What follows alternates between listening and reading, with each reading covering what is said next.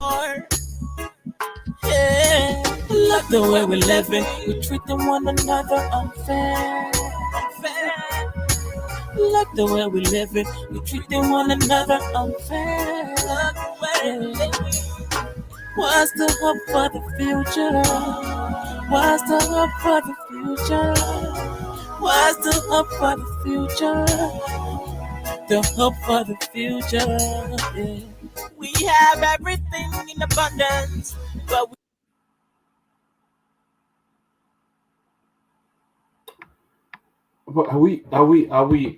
Are we back on air? Well, guys, certainly welcome to the closing argument. We've been having some technical problem. That's why we're off. I'm not even sure we're back on or back on it. So, but welcome to the closing argument. Today we're going to be having the lawmaker from Nima County, uh, Honorable Musa Hassan Ability. He will be our guest today. He'll be joining us. We saying that just yesterday, the lawmaker dedicated a beautiful bridge in his home and self-help project through his foundation, and that's a multi-million-dollar project we saw. And the lawmaker will be joining us today to talk about that self-help project and that gateway that he has created for his people. Through that, you will have a lot of open the doors for businesses and other things to move on in that area. So we'd like to welcome you. Just share the link uh, pretty soon as our guests come in. Uh, uh, uh, we will begin our show as our host coming. Pretty soon we'll be bringing our guests uh, uh, on the show. So join us, share the show if you can. Uh, uh, uh, we like to also recognize all of those who are joining us. Uh, Emmett Harmon from Cox City, Sata Dawson, she's watching from Maryland. James, I understand our Facebook page is not coming up. Uh, I don't. There have been some technical problem. I don't know. We will try to. Yes, let me see what. We're not live, so we'll have to work on it. I don't know why, but we're having some technical problems. So we ask you to just bear with us, join us as we begin the program. But we are having some technical problems. We are not live on Facebook. All the guys are working on it. Timothy, George, Ben Sanvee, they're working on it. But we will be starting the show momentarily once we can get those uh, deal with the technical problem. We'll work on it. James said we are only on Real TV. I'm watching from Johnsonville. Drew J. One Way, watching from Johnsonville. Uh, so, guys, just sit tight. We will get back to you shortly. We'll be on shortly as soon as our Facebook page is connected. But our chairman Musa Hassan Ability is in the back. We'll bring him on, but our Facebook page is not going live.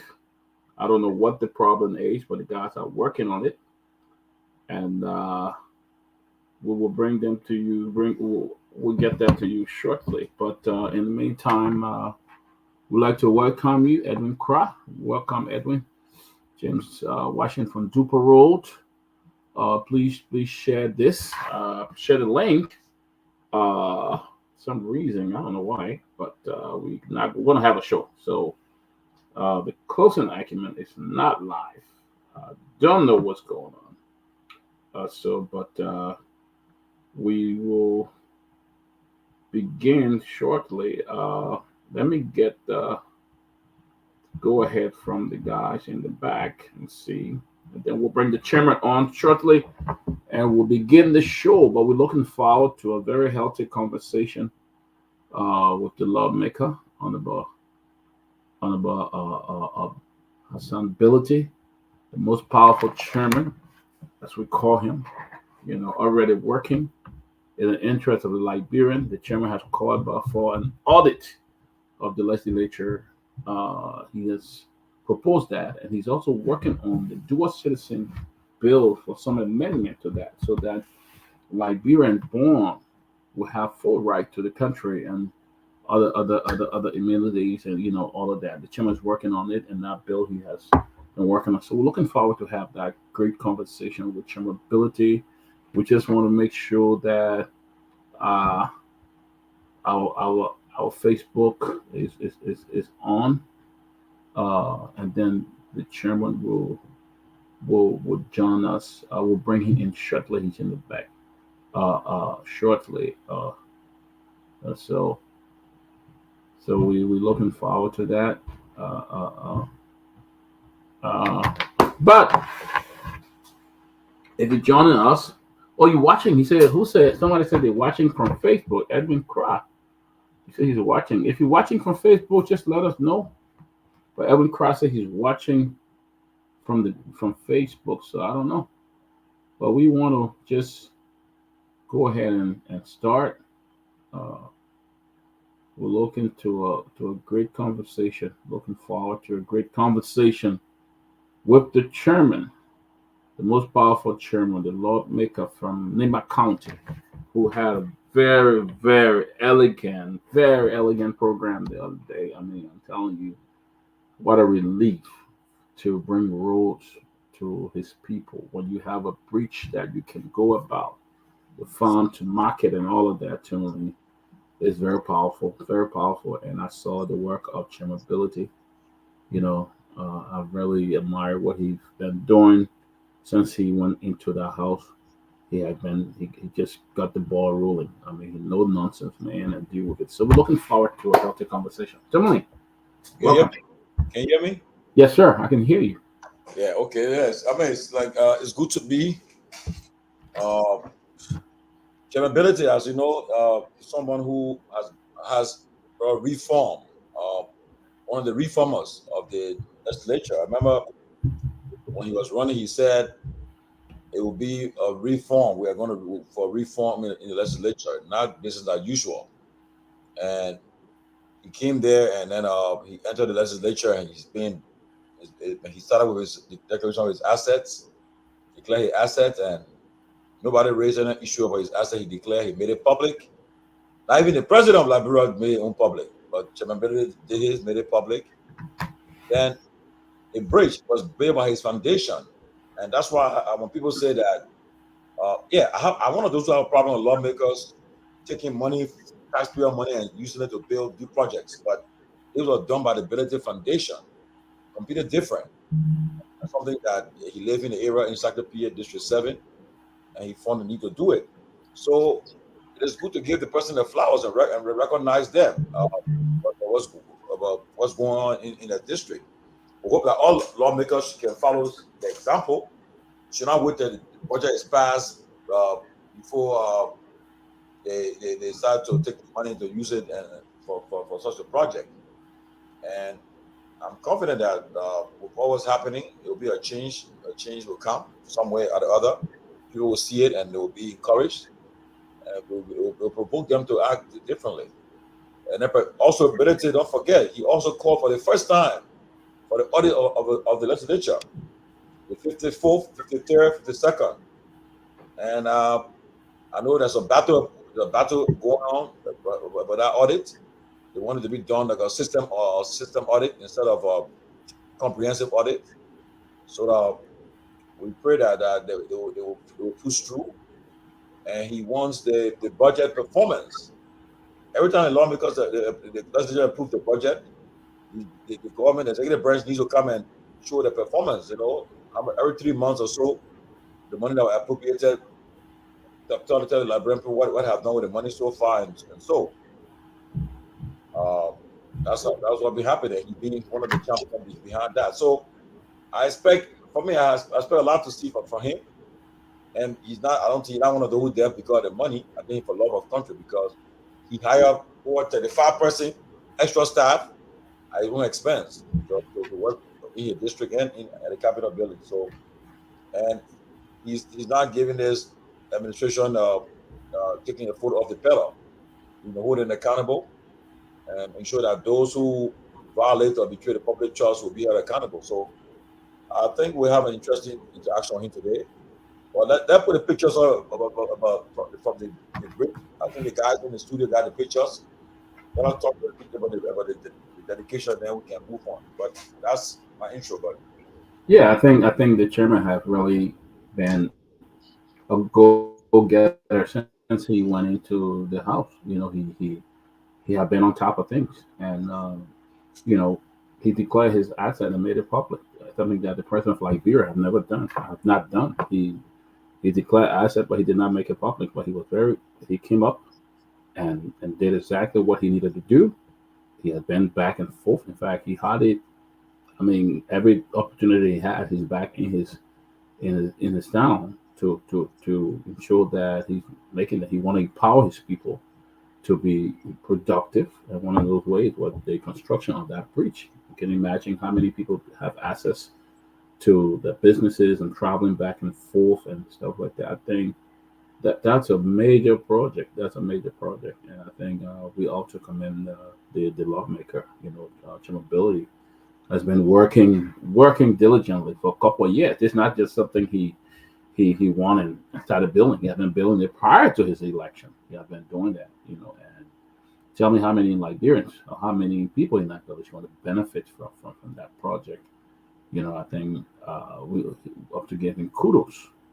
Because it's a major, major work, and I mean it was beautiful, well attended by a lot of government officials, and I'm sure it brought complete relief for the people in his district, a big relief for the people in his district. The first time, I say the first time they ever had a bridge like that to move on. That's a major, and that's what you call development. I mean, folks, that's why you call bringing change to the people when you can create an opportunity, roads that they can go back and forth and with the businesses and other things, travel back and forth to see family, all of that. That that's a major development, and I think what we're seeing here today, what we're seeing the lawmaker did, I think that will go forever. Chairman, the lawmaker is in the back, Chairman Ability in the back. I don't know whether you would like us to bring him on now. Unfortunately, our page is not coming up. The closing argument page, so we're not going to see a whole lot. But I mean, we just have to manage, and the chairman have to come up. So, For me, I don't know, for some reason I'm off of Facebook. Facebook got me on. I don't know why. They said they're doing something. I don't know what happened, but it just, I don't know. I'm not on Facebook. so then what's up with the closing argument page? Why they're not on Facebook? I don't even know, but Well, the guy said the administrator, I think Ben has to contact them to be able to redo it or something like that. To get them.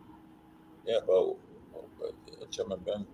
All right, but talk about good to see you.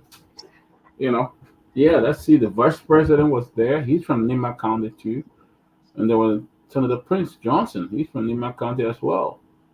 And yeah, it was a very beautiful, colorful program, and I believe the burdens of those people have been lifted. Especially with a breach. Normally, they would get in the canoe or something to go across the other side. Now they can walk freely. They can, I mean, that's a major development. That's a beautiful town. In fact, I drove through there one time. Sacre-Pied, actually, that's a beautiful place, beautiful land, and to have a bridge like that constructed for people, man. I don't know, but I mean, this man is just the representative. I don't know when he become a senator. He probably do bigger things. I want to see him one day get into that, because what he's doing now, bringing these changes to his country. But guys, it's so good to be here on this Wednesday editions of the Closing Argument. We're looking forward to speak with the representative of District number 4, Tomalin? Number 7. Number 7, Nima County, Chairman Representative Musa Hassan Ability. We're going to talk about the work of his foundation, the beautiful work that they did in constructing a whole breach for the people of his district, and the smile and the joy, the relief it has brought for them to travel back and forth. I mean, that's a significant development, and the town will soon be developed. Now you have roads, you have cars that could go in there, you have people that could walk all across. So there's a lot of development, and I can see the crowd. Look at the crowd. Look at how the people were so happy. I mean, you can see the joy, the smile in their faces for all of this. So we are looking forward to a great interview with the chairman. Toga, welcome. Toga, welcome. Calabu, welcome. Guys, System and George, you take over, man. Yeah, you guys can chime in quickly before we bring the representative in. You guys want to say anything before we bring it in?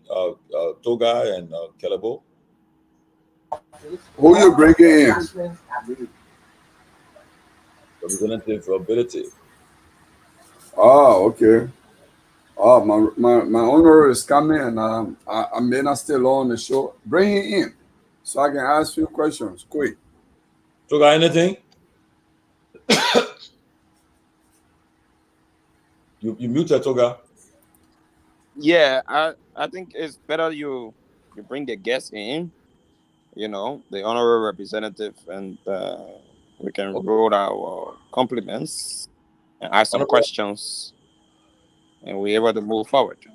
Representative Musa Hassan Ability is our guest today. He's the head of the Ability Foundation, the representative for Nima County District 7, the chairman of the Liberty Party, the chairman of the House Committee on Security and Defense, in all these capacities. So we'll ask some questions, a lot of questions, but we'll talk about the bridge first. Let's talk the good news first. Representative, welcome to the closing argument again. You are no stranger here. We want to say congratulations again for the bridge, the Dam Mawin Memorial Bridge. And you tell what's about that name behind that bridge, and about the program was unique, well attended program. It was the ribbon was cut by the vice president. The speaker was also present. I saw the party former party, the CPP former vice tenor Burr was also there. I saw former you had two former VPs candidates that were there before. Harry Singh Kanwe were also there. I saw Charlene Bromskin and so forth. I saw my papa Prince Johnson also there too. The only problem I have, I hope you didn't pray for your. I forget it. But welcome. Welcome to Ability. Welcome. You muted.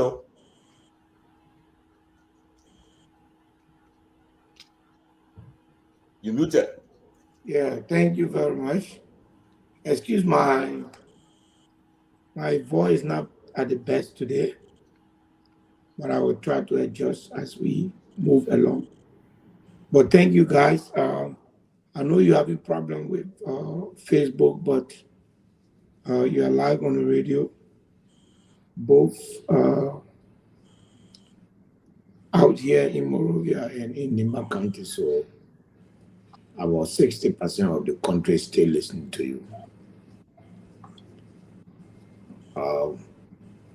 But good evening, Calabo. I haven't heard from you for long. I hope everybody's okay. Alex, Henry, I hope you guys are all doing good.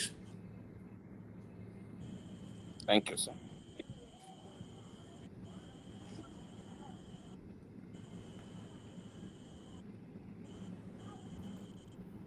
Thank you, Chairman. We hope you get your voice back. Drink some hot tea and some lime and all of that to get your voice back. We'd like to welcome you and welcome you to the closing acumen. A lot of viewers are watching right now. But Chairman, I want to keep the ball rolling before too many comes in.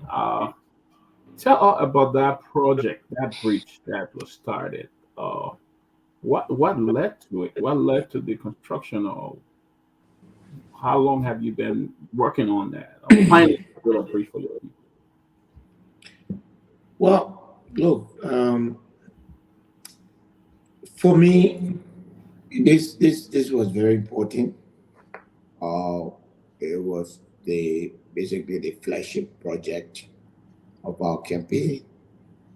I believe in politics that we must learn to have legacy so that you don't just come and then disappear. So for that, we set out to do this. We set out realistically, and we look at the people. We look at the relevance of that bridge. We look at the economic value because that area connects uh, this part of Nema County to Bon County. If the guy from Secretary will avoid passing to Kanta and all those places to reach Morovia. They'll make it like maybe halfway shorter. So the economic value is there and the life of the people there will change. And it's something that years and years from now will still be there. So, politics, legacy is very important. Sometimes human beings will forget everything. Even we forget the good people do as long as it is not concrete. So once in a while, you do these things so that it stays forever. You immortalize your effort, with these things. So I thought that this was important. This bridge separated the people of Bay completely. It split them into half. And with this bridge, they've been fully connected now. And I think that brings joy to those people. It also, you know, brings a fulfillment to me. Dan Bowen uh, is my great grandfather, and he was one of the founder of that clan. And so, and the Dan family have had a good spare on the leadership, so many of them, on the leadership of the clan or the chiefdom.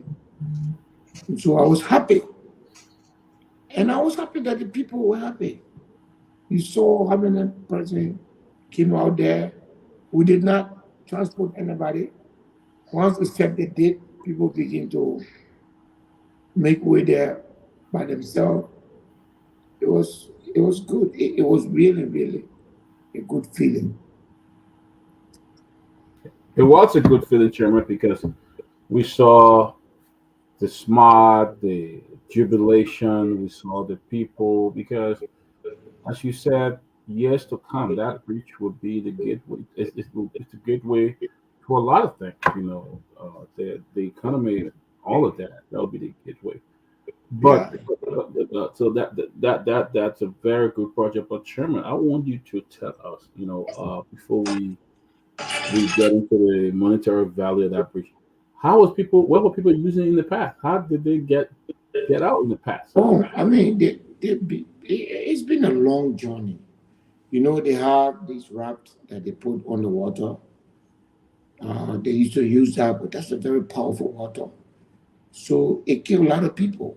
In Mm, fact, every year people die. Every year people die. mm, Uh, and then in 2017, the current president, then Vice President Baga, gave the people, how you call this, uh, is that a ferry?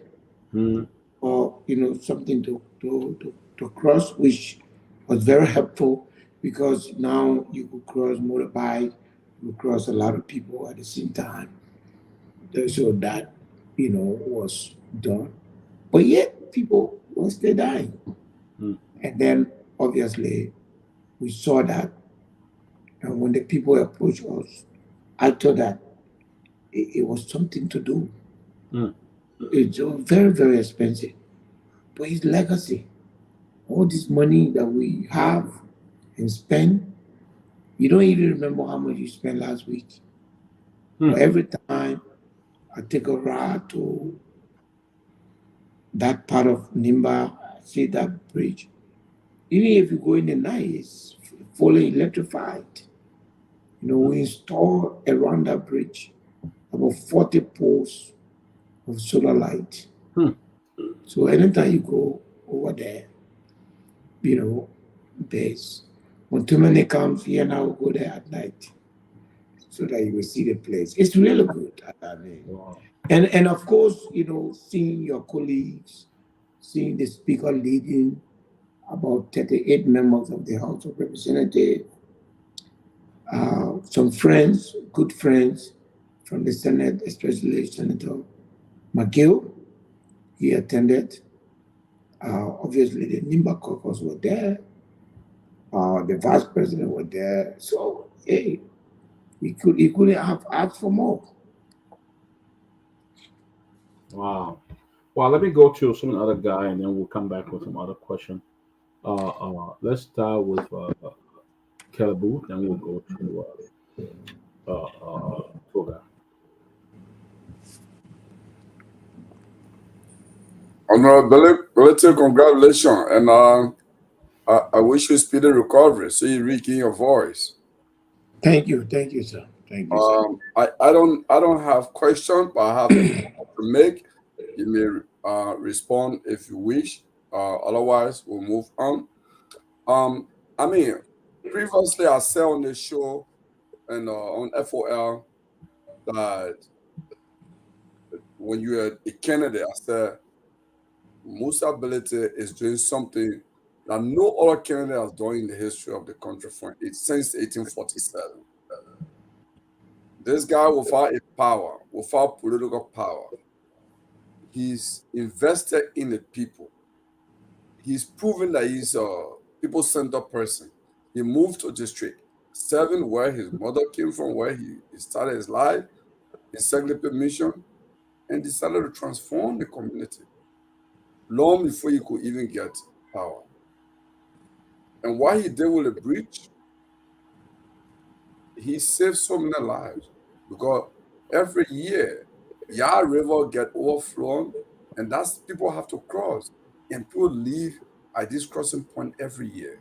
St. John, those of us who come from around these two rivers, Old Yah River and St. John, we got history. In fact, my mother come from a town just next to St. John River. Those crossing points, people get drowned every year. In fact, the owner has decided to even intervene in the Koipa area between Koipa and Lane Point. He's going to be saving so many lives when that project is completed. But one of the good things, I think Musa is showing an example to the people of Nimba. And I wish this subtle example he's showing, I hope that Nimba voters and Nimba politicians will recognize that honorability has never enjoyed the admiration and power that Prince Johnson and Jeremiah has enjoyed in the country for years. Yet there is a man who has never had such widespread support in the country. He has come without government money. He has invested in the people, and in fact, planning to do more, planning to make District 7 of Nimba the most admirable of district in the entire Republic of Liberia. Whereas you have senators and the current vice president who have received government largesse for decades, have never done what he's doing. Kun has no mark anywhere in the country of building any bridge near what honorability has done. Prince Johnson has no mark besides building his personal property that he called PYJ Foundation or whatever. Those are his personal things. When he leaves power, he and family go sit down and enjoy it. Musa is doing things that are for public. The bridge is not, people not paying toll to cross the bridge. It is for the public. Musa will be gone, his family got no entitlement to that. He's showing the way that public service is not about you reaching your family and becoming millionaire out of public. Rather, he's investing whatever he has in the public. For me, I think that example of leadership is what has captured my attention. And I hope other people in other parts of the country, even people in political leadership, will see that and say, you know what, this guy, without government investment, see what he's done to District 7, see what he's doing. In the very name of country, I hope all elected officials will see it and say, we don't need to become millionaires out of public service. Can we reinvest in the community that will lead in the people? And that's the example Musa is showing. All over Nimba, it's a man.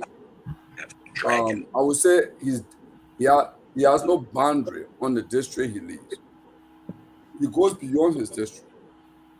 For me, it is that sort of example. It is what is not said publicly about him. It is not what he. It is what he is not saying publicly is what I want to say publicly. That people who have the largest who are largest beneficiary of government largesse, government money, are not doing number he's doing it. And that's important to flag that out. Wow, that's a very powerful thing you just said. Maybe the chairman can respond to that. Yeah, Solomon, thank you always. And the fact of the matter is that you are one person who was very helpful during my campaign.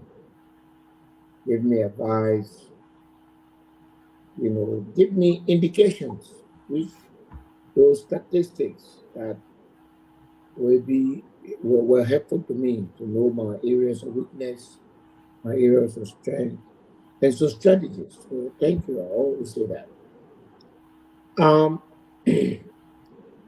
I have never seen government public service as a place where you should come and benefit. I've never seen it like that. I wanted it badly because, as I always said, the unit party machinery. I'm hearing something. Yeah, are you guys?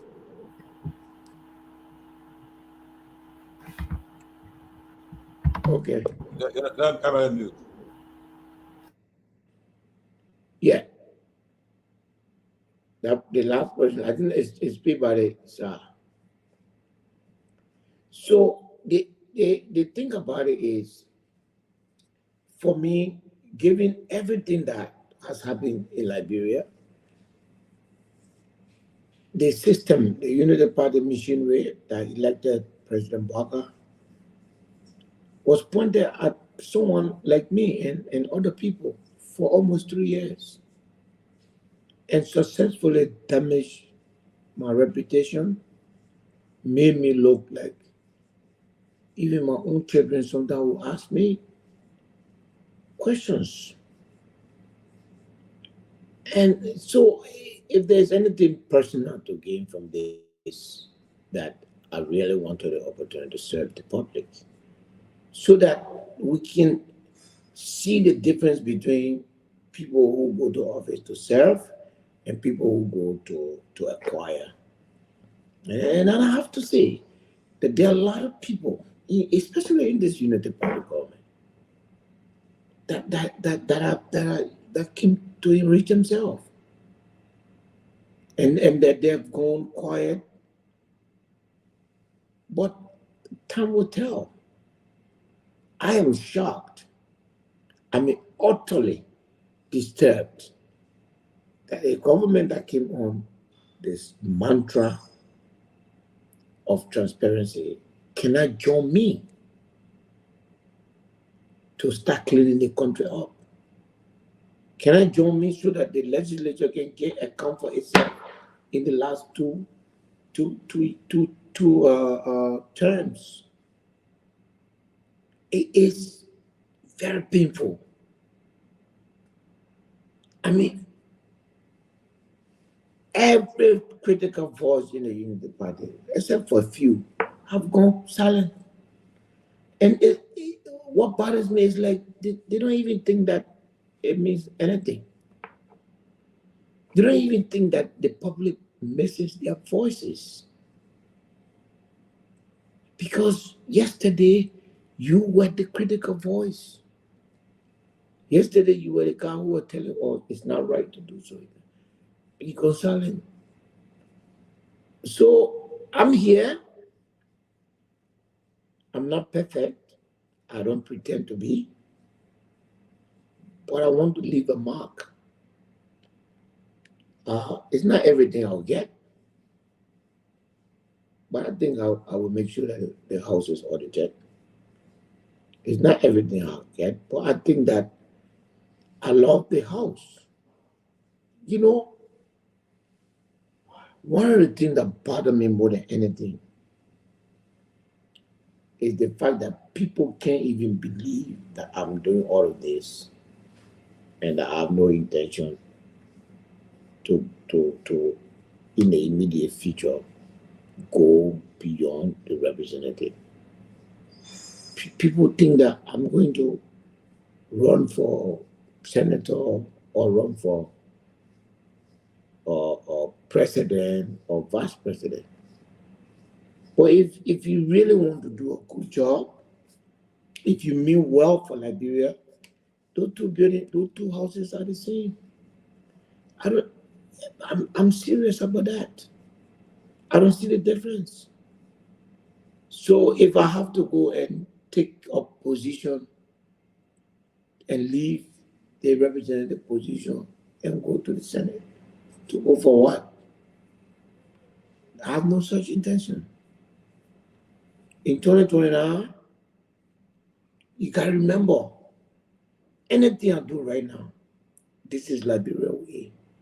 If I want anything more than what I already have, every development that I carry on will be conceived to be, this is exactly what Musa wanted. And I want to get rid of that notion. I want to make people to know that people can love their country and take their high-end money and spend the money. That people can love their people. I love my people. I know how hardworking they are. I want to see their life change.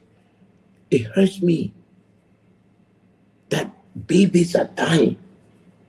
It hurts me in Nimba County that 15-year-old girls, 13-year-old girls are getting pregnant. It hurts me that as a country, there's absolutely no system to protect them.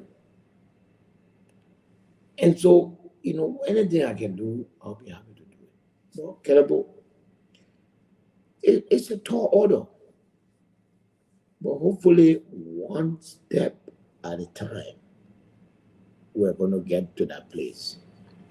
I don't want to get there by, talking people down or making allegations, because I have been a victim of allegation.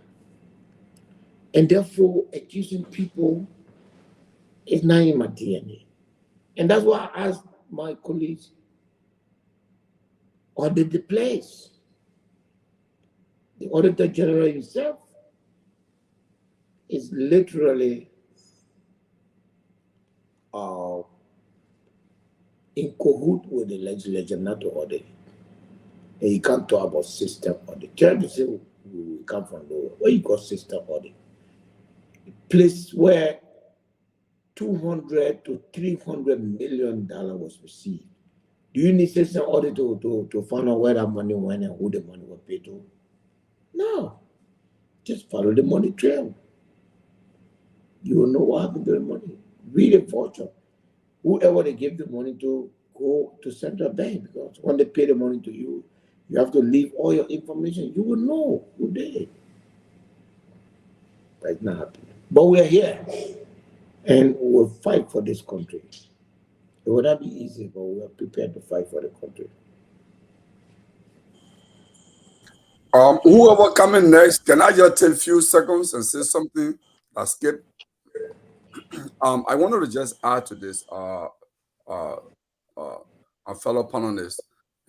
When I watched the video and the different pictures at the honorability bridge dedication, one of the things that struck me was, because during the campaign we followed this issue, without mentioning people name, I'm not going to mention name here, but the people who are leading the most dirty campaign against ability, that Musa ability is coming, that Arab people money he get, he's going to come and take the people land, because land is an issue in Nimba. He will take the people land where you're making representative. One of those people were sitting down there in country Ghana and on hard table and then on.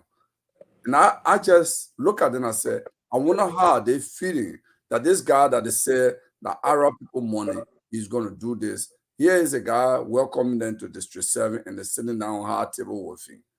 I mean, these are things they said about him, that he was coming, he gets power, he will suppress the people, he will take their land, and he's giving them platform.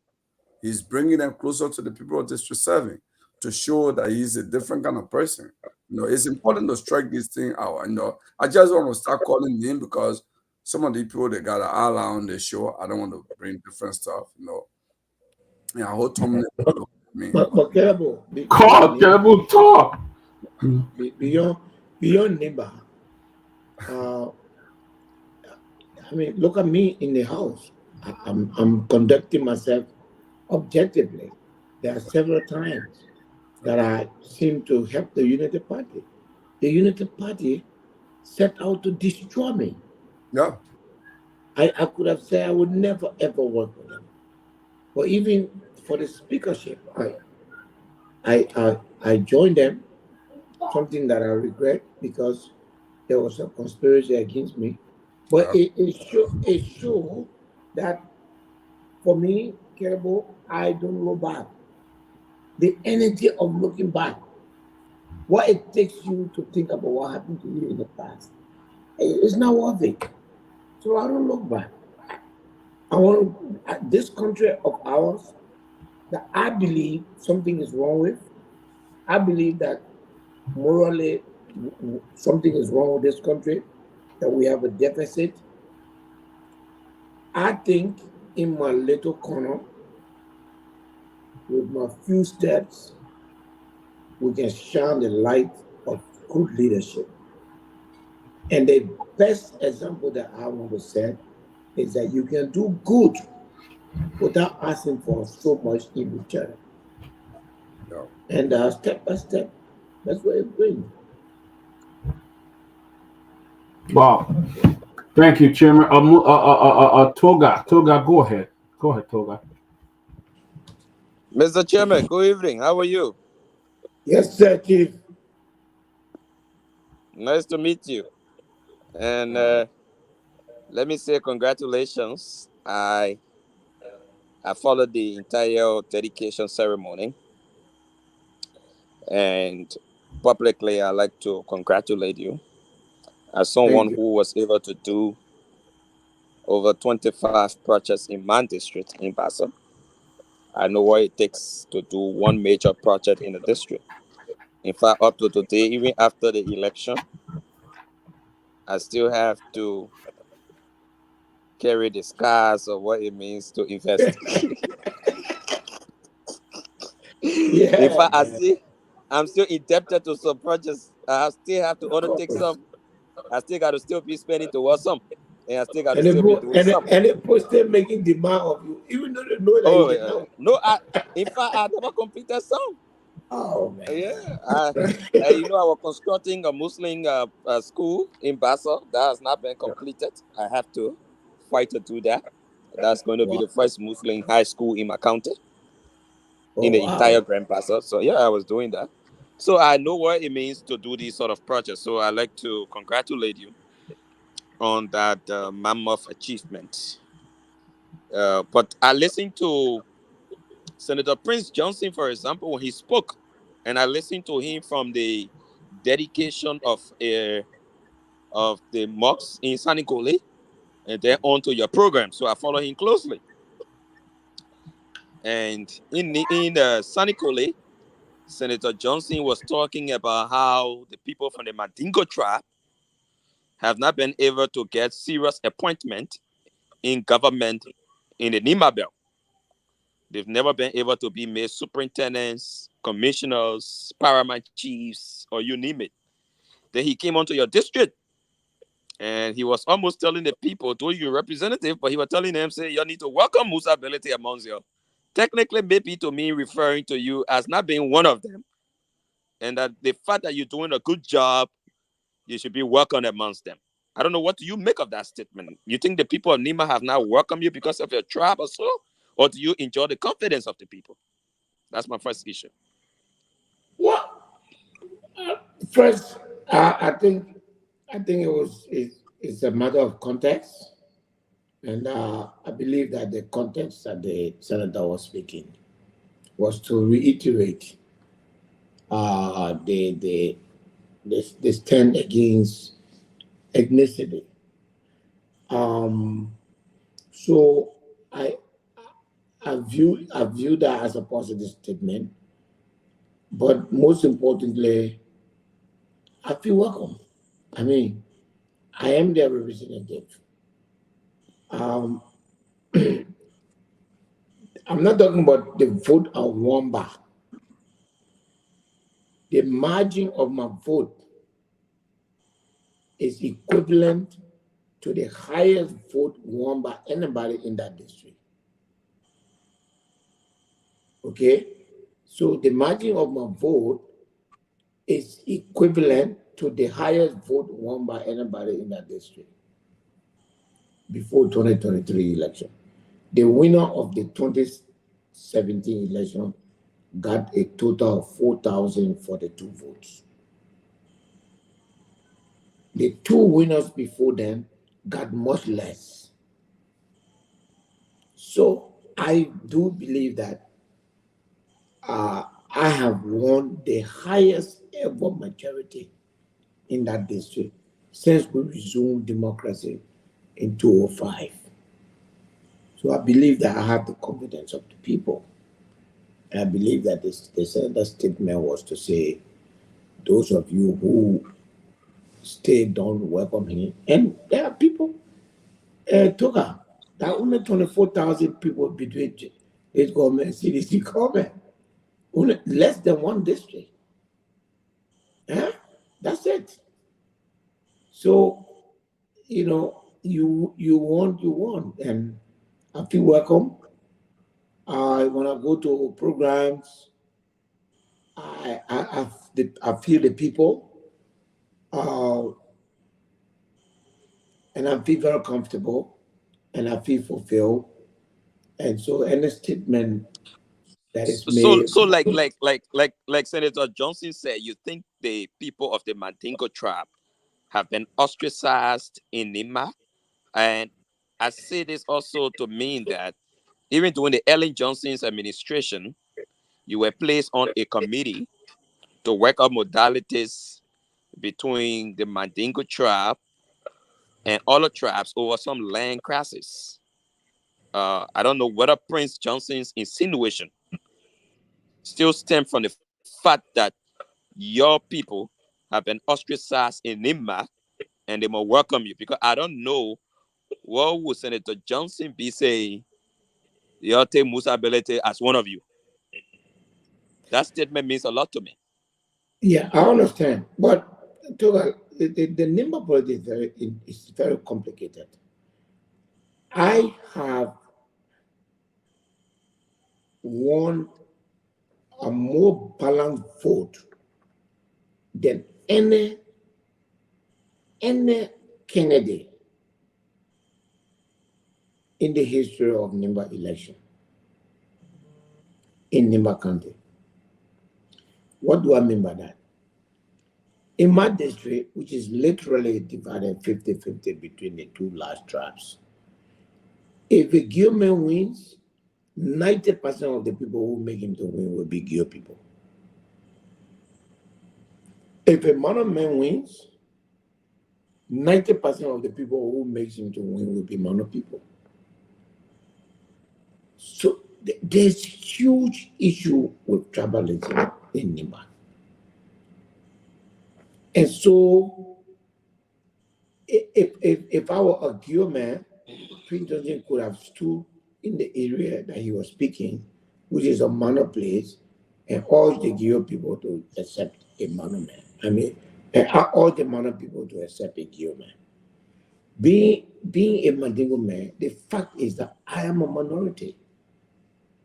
The fact is that if the majority tribe don't vote for me, there's no way that the vote of just Mandingo people will make me to win election.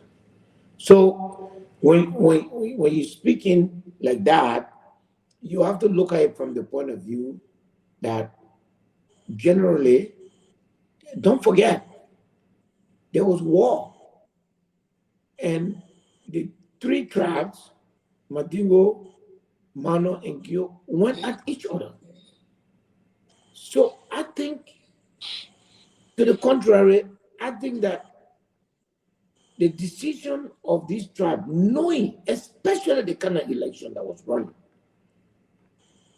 Alex, during the last 2 weeks of the election, there were people that were going around, some of the candidates, playing video in villages, showing Arab people bombing places, showing terrorist action, and even pointing at people in that video and say, this is Musa. So it was intense. So to survive that, I would love for people to continue to call on people to accept me. I recognize myself as a minority. And if you're a minority, you can only win an election by working hard, by continuing to work for the people. Because, like it is, you can be a good man, you don't have to do anything. Election time comes, you just show up, your vote for you. The same thing with monument. For me, I gotta work for my vote. I gotta work for my support. And I have to continue to do that. And I trust that as we do that, the way my country respond to things, then you become ingrained into the people. And then you begin to reap the benefit of your effort. Yes. So I know other people have to come in. So it's a long night. So probably I'll come back. But let me just run in with my second question. It got to do with, I know that Minister Amin Moda is a friend. I think you've mentioned it on one or two shows that he's a very good friend of yours. Am I correct? Correct. Yeah. So now the issue is today the USAID fat tracker that that does the fat tracking through, I think, the Internews project did a fast track on Minister Amin Moda and his statement regarding what he called a 24% surcharge on import or export tax from India. And the group said that statement from him was completely false. The surcharge on exportation of rice and other products from India is at 20% and not 24%. He was using that as a basis for which a bag of rice should be increased in the country. Now, Minister Amin Moda comes to you on Tuesday next week at the legislature. As public official, as public official, how do we begin holding our people accountable to stop this misleading information and provision to our people? How do we hold public officials accountable for their action? That you, as a minister, will tell the public that the reason we're increasing rice on the market is because there is a 24% surcharge from India. It only comes to show that since August of 2023, that surcharge has been at 20%. How do we begin holding these people accountable? And how does the Liberian people get to trust you to holding your friend accountable on Capitol Hill on Tuesday? Well, who you accountable? I guarantee you that. I mean, my brother, I nobody brought me where I am. There's nobody in Liberia that can say I'm the Musa representative. So therefore, my being here is on my own account. and therefore I will not, allow my reputation to be compromised. Having said that, I was heavily involved in uh, the project, my project, trying to have this program on Monday, and so I will respond tonight, literally assuming that what you say is true, without checking to find out whether or not he said it. I will assume that you are correct and you are saying the fact. And if that's the case, you will have to come and explain what was the basis. And look, at the end of the day, if I am Mr. Minister, and that if it is true that he said that, and if it turns out that that information is not true, and that the 20% surcharge has been there over 3-4 years ago, he should accept that he misspoke and should apologize. There's nothing wrong with that. But to say that a house toga is a battleground, so when you dare, you have no protection. So I will not. There are areas where I can, defend, and I will never use my relationship with the minister to compromise my position. There are areas where, like for example, I hear people talking about there's monopoly. I can tell you that there's no monopoly. All right, things like that, I can defend that. But I can also say that the position of the government, I don't know if you guys will allow me to use the word, but it's stupid. Because, a government that has been in power for 12 years before today, for almost 40 years, rates have almost been a thorny issue. Will we not solve that now? You have to solve it. Increasing the price or making subsidy, those are all waste of our time. And then you call rest importers inside and tell them, say, you will not allow rice. What power do you have to control what you don't want? It's not even for you. The rest not even for you. That Peabody, please, just a follow up, man. Just a follow up. You said there is no monopoly, but yes. I see an indirect monopoly here. If the government is the one providing, I think they call it the IPD or so, to people who should bring in rice in the country, and the government sits around the table with basically Lebanese who barely eat rice to be providing rice for us.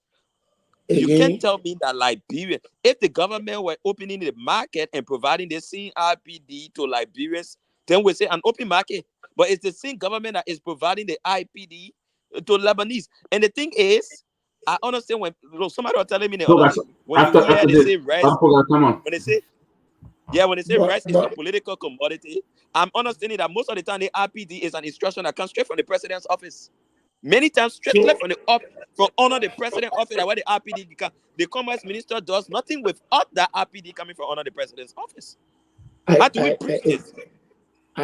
Again, Toga, what is happening to the United Party is amazing. They spend their whole life criticizing other people. They get in government, they don't even know how to defend themselves. But let me, for the sake of principle, let me tell you that Amin Moda has given 4 Liberians IPD to bring rice. How they are not even able to, but now I will publish those Liberian names. I know it, I have seen it. He has issued 4 IPDs to Liberians who came and said that they want to bring rice. They're able to bring rice, and they gave them an IPD, and that was the end of the story. They never came back. 4. There's no monopoly. There's no love lost between me and this government. I think that this government is a disappointment. And moving George Weah and following his footsteps in every way is disgusting. But I found it difficult. As much as yesterday, people were accusing me of being friendly with George Weah, and so that's why I was talking. I still found it difficult to see the truth without talking about it. There's no monopoly at Toga. There's absolutely no monopoly. The Ministry of Commerce has issued or RPD to 4 Liberians. I am disappointed, and I will be in the house, and the minister will be compelled to publish the name of those Liberians and publish the RPD. Because why is he not disclosing that? I don't know. Let me tell you what is wrong with rice that people don't know. Rice is not a petroleum Toga. If you have $2 million, you can bring petroleum product in the country. To bring 1 ship of rice, you need nothing less than 8 to 12 million United States dollars. There's no bank in the Republic of Liberia that is capable of doing that for anybody under the current circumstances. All of the people who are bringing those rice in the country get offshore financing facilities. You understand my point? Rice is very hard to bring. And that's why the president's decision, you know what has happened, right? Since the president told yesterday, the rice price has increased by at least $3 to $5. I have these women in my district. Excuse me, Chairman. I thought there's a press release that came out today from the Ministry of Commerce. To say what? The president that the rice prices are being reduced. Huh? That the rice prices were reduced. Somebody put that press release up, your guy. But go ahead, Chairman. So what I'm saying is, and I'm a student of economics. You cannot control the price for a commodity that you don't have. Price is a function of supply and demand. And when there's what we call panic buying, I will not go in the market to look for 1 bag. Given my status, I would probably go and look for 4, 5, 6, 7, 8 bags and stack it up. I'm sure by now, Toka, if you have not done it, you are in the process of buying 2, 3 bags and put it down. That will have impact on the stock. Business people, not Lebanese, because in the middle, the Lebanese people come and give the thing. They give it to Liberians. Those people who have the franchise from the Lebanese people, they will take the product now, they will not put it in the market. Because they have concluded that the price will go up. And the Liberian man has no capacity to go hunger. So they know that the poor can look for rice at all kinds of price. So if you are telling me that the government has said that there will be no price, they have reduced price, I can tell you that they are about to create more crisis. You reduce price on commodity that you don't have, and if that announcement, which I hope to read, says that the government has brought rice and is selling it less than what the market is, then I accept. In the absence of that, it's not possible. Don't let nobody lie to you. But Chairman, so then, what are you guys going to do in the legislature? One, we have a coverage minister who continued to flip flop here with his story. One minute he's getting this information, fact check proved that the information incorrect. Secondly, he said the president said the rice price will go down. Then on today he issued statement that the rice price is increasing. How do you guys plan to deal with a current minister like that who is not consistent with his story? I just want to squeeze it in, and Lofa will come up next. Also, I like to hear from the minister because I know him. I know that he will say it like it is, and if somebody misled him, he will say, or he will bite the bullet. Because at the end of the day, uh, he's coming to be under oath, and therefore the things he said there can be heard against him. So therefore, I am not surprised. I will not be surprised if he say that he was misled, the data that was given him was not correct, and then he will be constrained to take action against whoever or whatever aspect. Being the Minister of Commerce, almost all of the decisions that you make is based on information that are supplied to you. If the information that the verification that we are talking about happen, of course, the most honorable thing to do is to say, I am sorry, I apologize. Chairman. so Chairman, are you saying an apology would suffice for that? Then anybody else can mislead the country and come back again and say, "I apologize." I don't think is that what you guys expect to get from him? Chairmanability, an apology?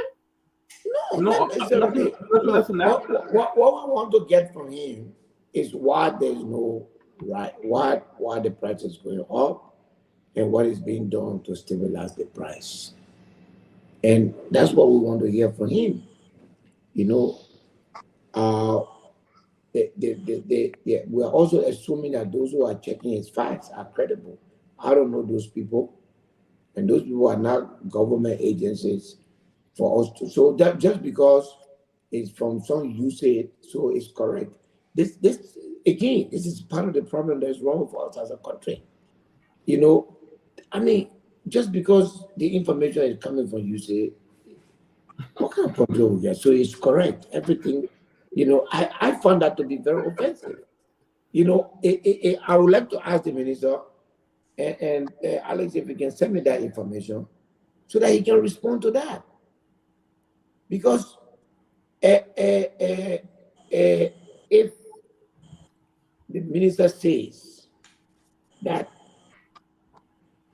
the thing you say is true, then he will be in trouble. But if we need to check whether you say is saying the truth. But if I'm Mr. Chairman, we put that document out here.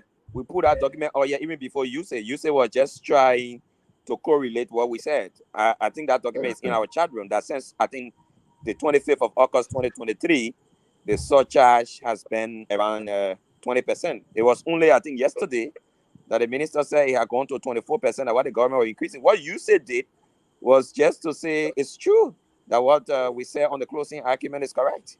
That's all. Okay. So I think the minister will answer to that. And thank you for the information. I assure you, I'm sure other colleagues of mine know, but if nobody asks the question, I will ask the question. I will not shield the minister on that. Thank you. It is important that Well, great to be on, Chairman Peabody. Welcome to the closing argument again. By the way, congratulations on the bridge project. Great to see that for our people. I Chairman. want to start. I want to start off with the last statement you just made. You said if it is, if it's found out that the minister statement was false, he will be in trouble. What sort of trouble are we speaking of when you say he will be in trouble? Because we've heard similar statement about other people who may have done worse, and we hear they will be in trouble. What sort of trouble are you speaking of? Can you just elaborate on that, if you would? Again, Julius, by the way, welcome. I haven't spoken to you for a while. Thank you. The statement of the minister, and I'm trying to be very careful because I didn't follow the whole rights issue from the beginning. If the only reason for the increment of the rice was for the 20%, and we found out that there was no 20% increment, yes, he'll be in trouble. Big trouble. The question is, what sort of trouble? What kind of trouble are we describing? Because trouble in itself is a general term. What sort of trouble? Is that something you could speak to, or you have to take it to committee room to make that determination? Well, maybe I should take my word back. Okay. If the minister comment about the 20% was the only reason why the rice price was going up, then in the first place, then there's no need for this crisis, because it means that there is no need for increment. Now, if there are other needs for increment, and the 20% was just being given as an example, then we will be happy to review that, to look into that, to see what are other things other than the 20%. Okay. Following what I'm saying? Yeah. Let me not prescribe what's going to happen. Okay. But if he comes, he will be placed on the oath. And if he make a statement there that is inappropriate, he will be held liable. I guarantee you that. Okay. Finally, I definitely want. I don't want to take light of the project that was just dedicated. Definitely, Yes, sir. that's something we do sincerely appreciate for our people back home, because we all know the issue of road constructions and having to transport things from one place to another, even people having to get from one place to another. I want you to, again, I'll say thank you for doing that. But I want us to say this, considering what you had to go through to accomplish that, I want you to put that into consideration and just give us an overall view of what you make of the 100 days performance of this government, considering you as a private citizen, you were able to get that accomplished, and here you are today. The people are celebrating you. The president who promised us upon 100 days or after within 100 days, I mean, no car would be stuck in the mud, and several other things were promised, which they fell miserably on their face to accomplish. My question to you is: can you describe for us what will be your view of the 100 days performance? It was a disaster. I mean, what? First of all, they did not even report. I am still shocked. That we were pounding on George Weah for not having press conference. We were pounding George Weah for ignoring public concern. We were pounding on George Weah for not caring to inform the public. Unity Party is doing everything. And what I've come to conclude is that this vicious cycle of CDC United Party, if it doesn't stop, all the other good people in this country will fade away. And our country will be thrown into abyss.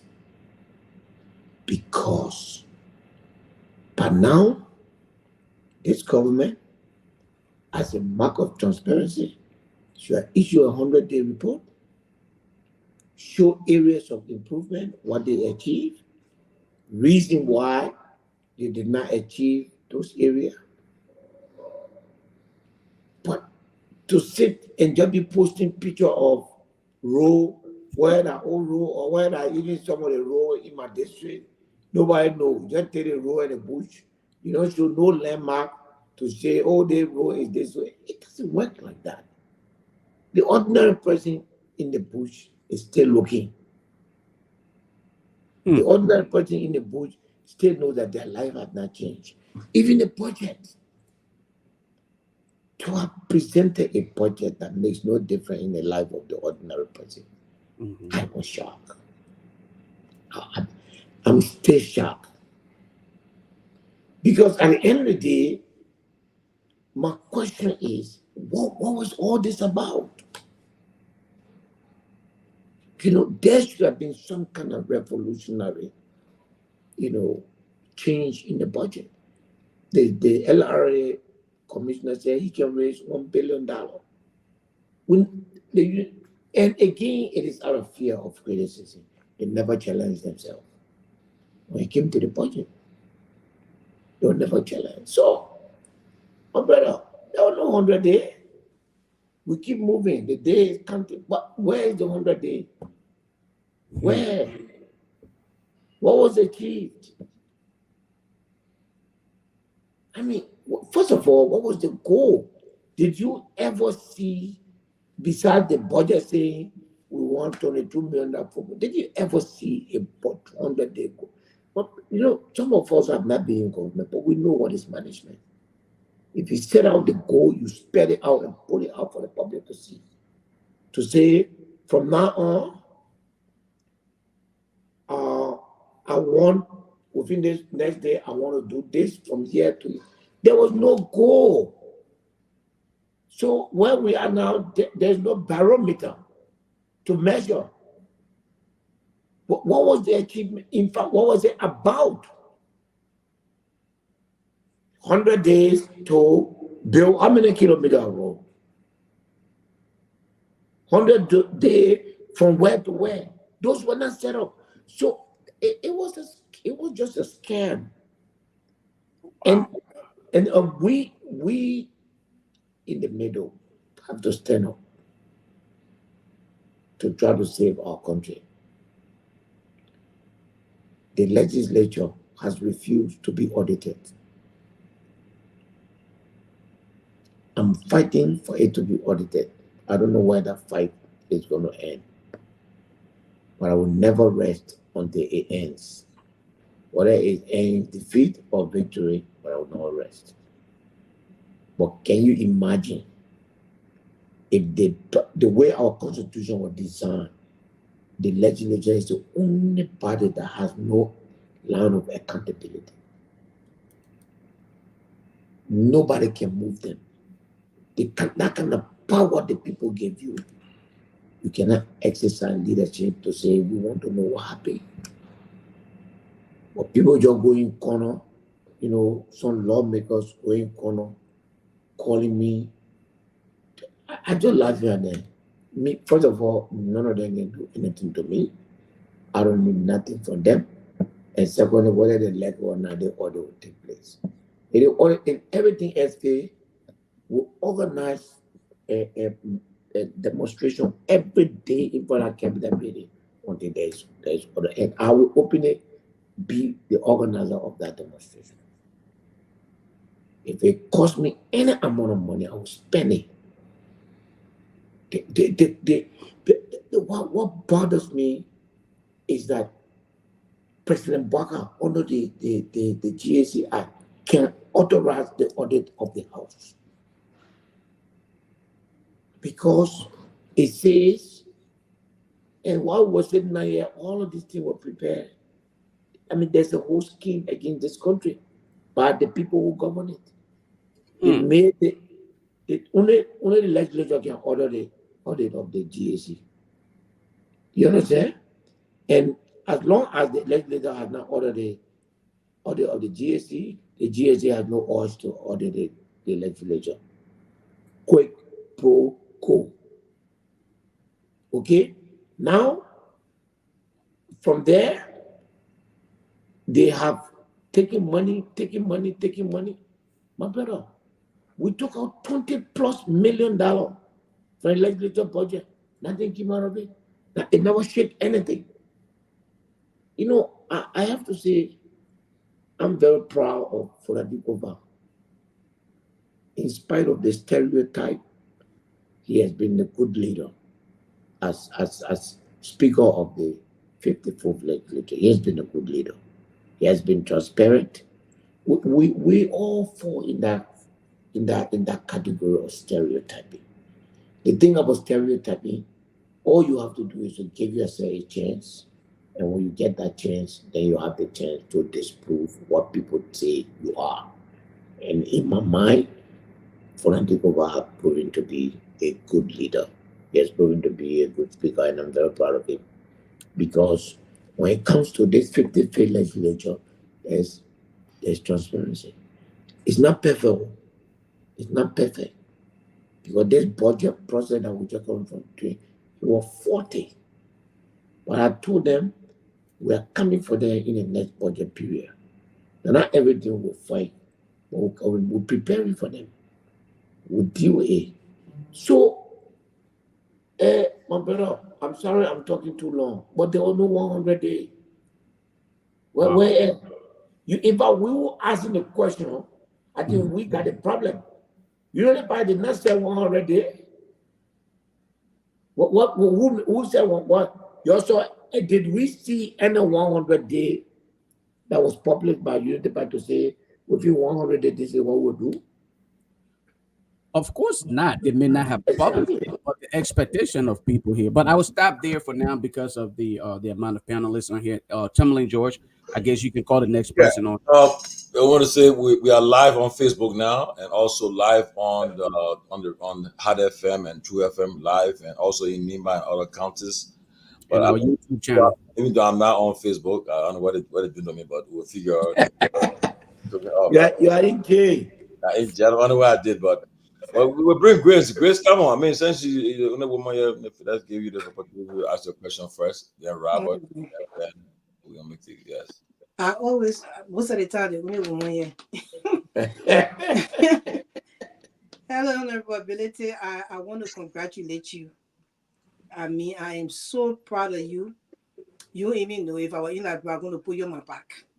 I am so proud of you. Yes, I'm so proud. Quick. Well, I will put you, I will be there soon. Don't worry. I will put you on my back. But I am so proud of you for what you have accomplished for Liberia first, and for your district, and for the people of Nima County.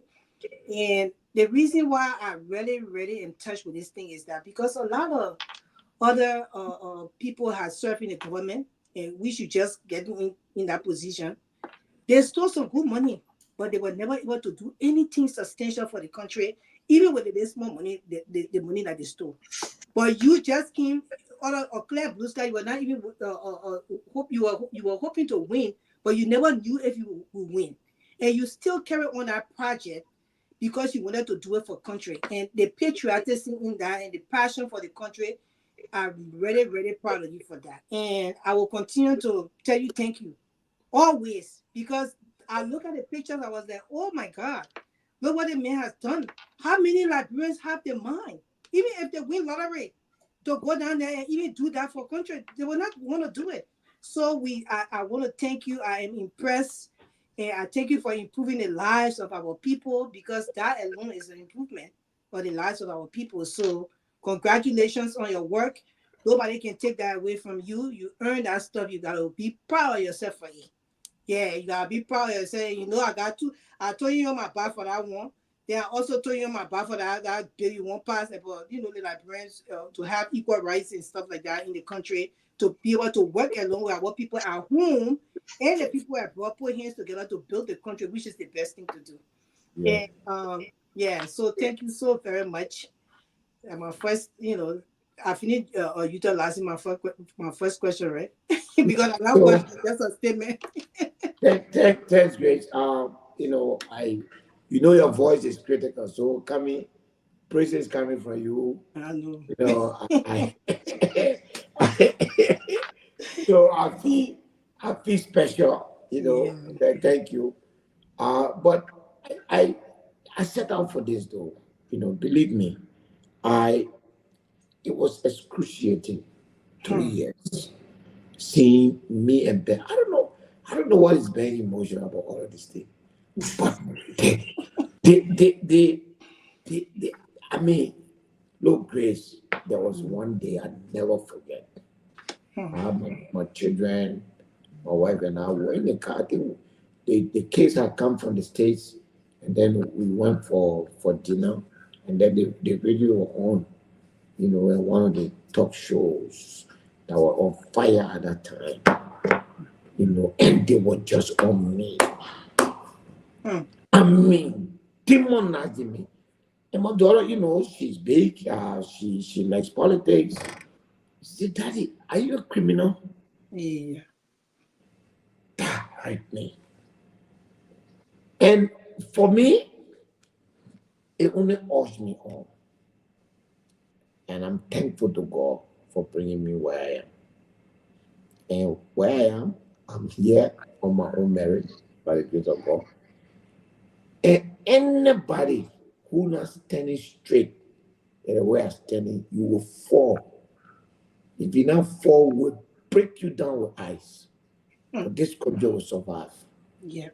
This country will survive. We'll fight. We have means to fight. And I'm saying it now. Okay? That legislature will be audited. Another big no. Mama, we got plenty of problems. Yeah. You see the electoral system in this country? It's a big fraud. It's a big syndicate. We will change it. We got plenty of things to change in this country. Elections in this country have been decided long time before election. Before the people even go to vote. There's fraud. And everybody focusing on the election commission right here on North Street. Those people there, they just writing papers. The people that are sitting down over the ballot and those magistrates, it's a den of gangs. They decide if they don't want you, you will not win. We will change it. We will digitize the system, and we will make it easier to be audited, and the true will of the Liberian people will prevail. So it's a long journey, and it's a tall order. So for me, I am a colonel. I'm not afraid to fight. When people who call me name, I see them, I pass by them. The one who want to smile me, smile me. I come home, I take care of myself. I take my pay, I share it on my people. On this country, it makes me feel that every one of you here maybe need to come and join us. Because one person can make a lot of difference. Yep. Don't overlook never ever overlook your participation. And that little thing you are doing. I sat with the security heads during the budget period. I'm telling you, and I told them, gentlemen, I'm here to help you so that you can get what you deserve to run the institution. And I'm telling you, some of the things I heard, it appeared as though the budget system was a market ground or trading center.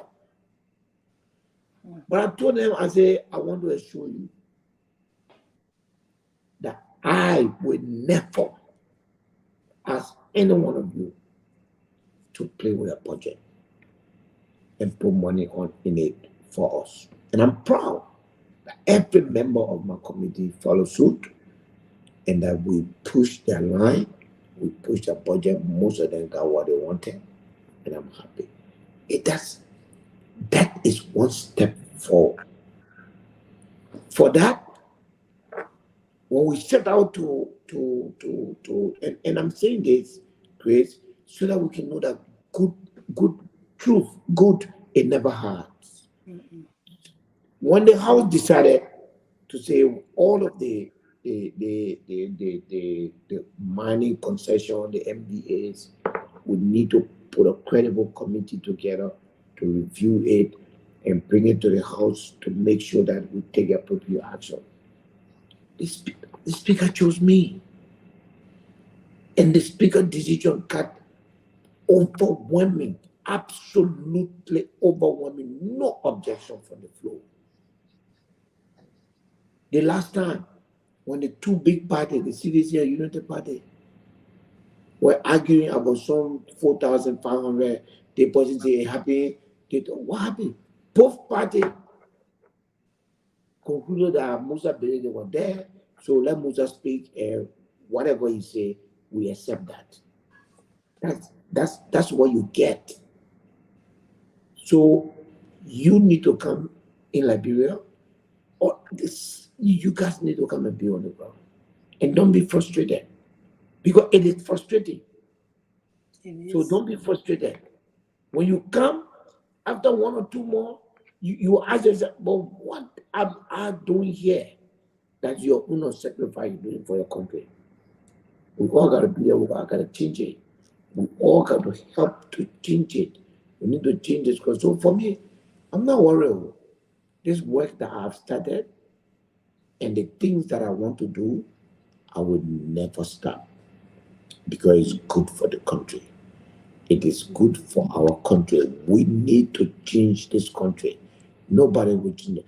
I mean, I was listening to I think, was it Julius or no, Alex, about usage and fact check. That's how dependent we have become on external sources. That's how dependent. Do you know that in time of crisis, the Liberian people begin to listen to what comes out of the U.S. embassy? That we've lost faith in ourselves. Mm-hmm. And yesterday, Grace, when I walk on that Capitol, everywhere I pass, staffers, Mr. Benedict, thank you. The people are yearning for good things. Yes. And they appreciate it. Let's not give up on them. The system is not perfect. Some of these elections are not the true representation of the will of the people. No. We need to come and fight for a more transparent system, and we must not stop fighting. Take it from me. Yeah. I will let somebody else come in. Your work was very commendable, and I just want to tell you, continue pushing. We'll try to come and help with you guys. When I say next senatorial election in Nima County, because we're supposed to just write down it just to put you there. Seriously, because all these senators then are in different counties. People like Darius, they know them. Well, they desperate like rental all the 401k and put behind him. He got one work that he had done in Monserrato to show. So people like you, we need to just start pushing you forward, because we need like work to change. So your work was commendable. I applaud you, and you got my support. Thank you. Let me say something. You're the only person outside of Clarence Monimba I see passionate about like this. So there's something is happening. Because I get great stuff, but no other Liberian politician outside of Clarence Monimba the way she's talking about you. So thank you.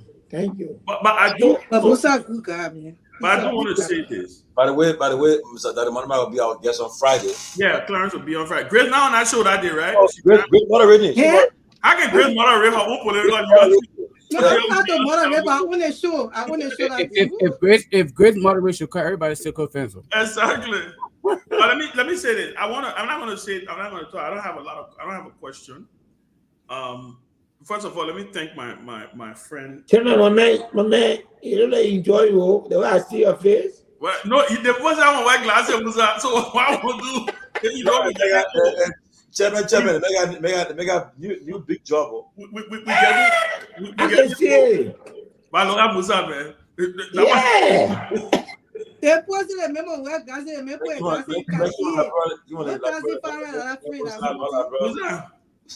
But Musa, let me say this to you. Let me thank you publicly. I'm not surprised, because we talked about this. This is something that we've always talked about. We've planned. There's nothing that you're doing. I am shocked, because I know, in fact, when people are excited and they're talking about you, the only thing I say is you ain't seen nothing yet, because I know the plans that you have. I know the things that we talked about. I know the things that you want to do for the district and by extension for the county and the country. Sometimes we gotta slow you down. I gotta, I would not say who are in the chat room, but we all in one chat room. And sometimes we gotta corner Musa in the chat room and say, listen, Musa, pick your fights, right? Take baby steps. He just want everything to, he like, no, this one cannot happen. But with that being said, let me say this. You ask the question, oh, you don't know how I feel. And so, look, let me be honest with you. Many days you used to pick up the phone and call me and say, by the time I told something, they say, Ben, why are you coming to the book cost me and you again? Because by the time they're cussing you, they're cussing me. Then they tell you together. And we, but the reason I say this is because that is the mindset of a mediocre bunch of people, not the Liberian people. And I will give the Liberian people some credit moving forward. I've been very hard on them of late because I said, but you said something that was very truthful. Some of these elections are already pre-arranged. We know what happened. Even in your Nima County, we know what happened. Also, the election happened last year. You knew that Aboga was going to win. No. I didn't say I know where Aboga was going to win. I'm just telling you. I'm not speaking. Tommy, please don't interrupt me. Don't do that. Don't spoil my thing. I just want to say this to you, Mr. Chairman. Let me say this. The country is at a very crucial place, very critical place.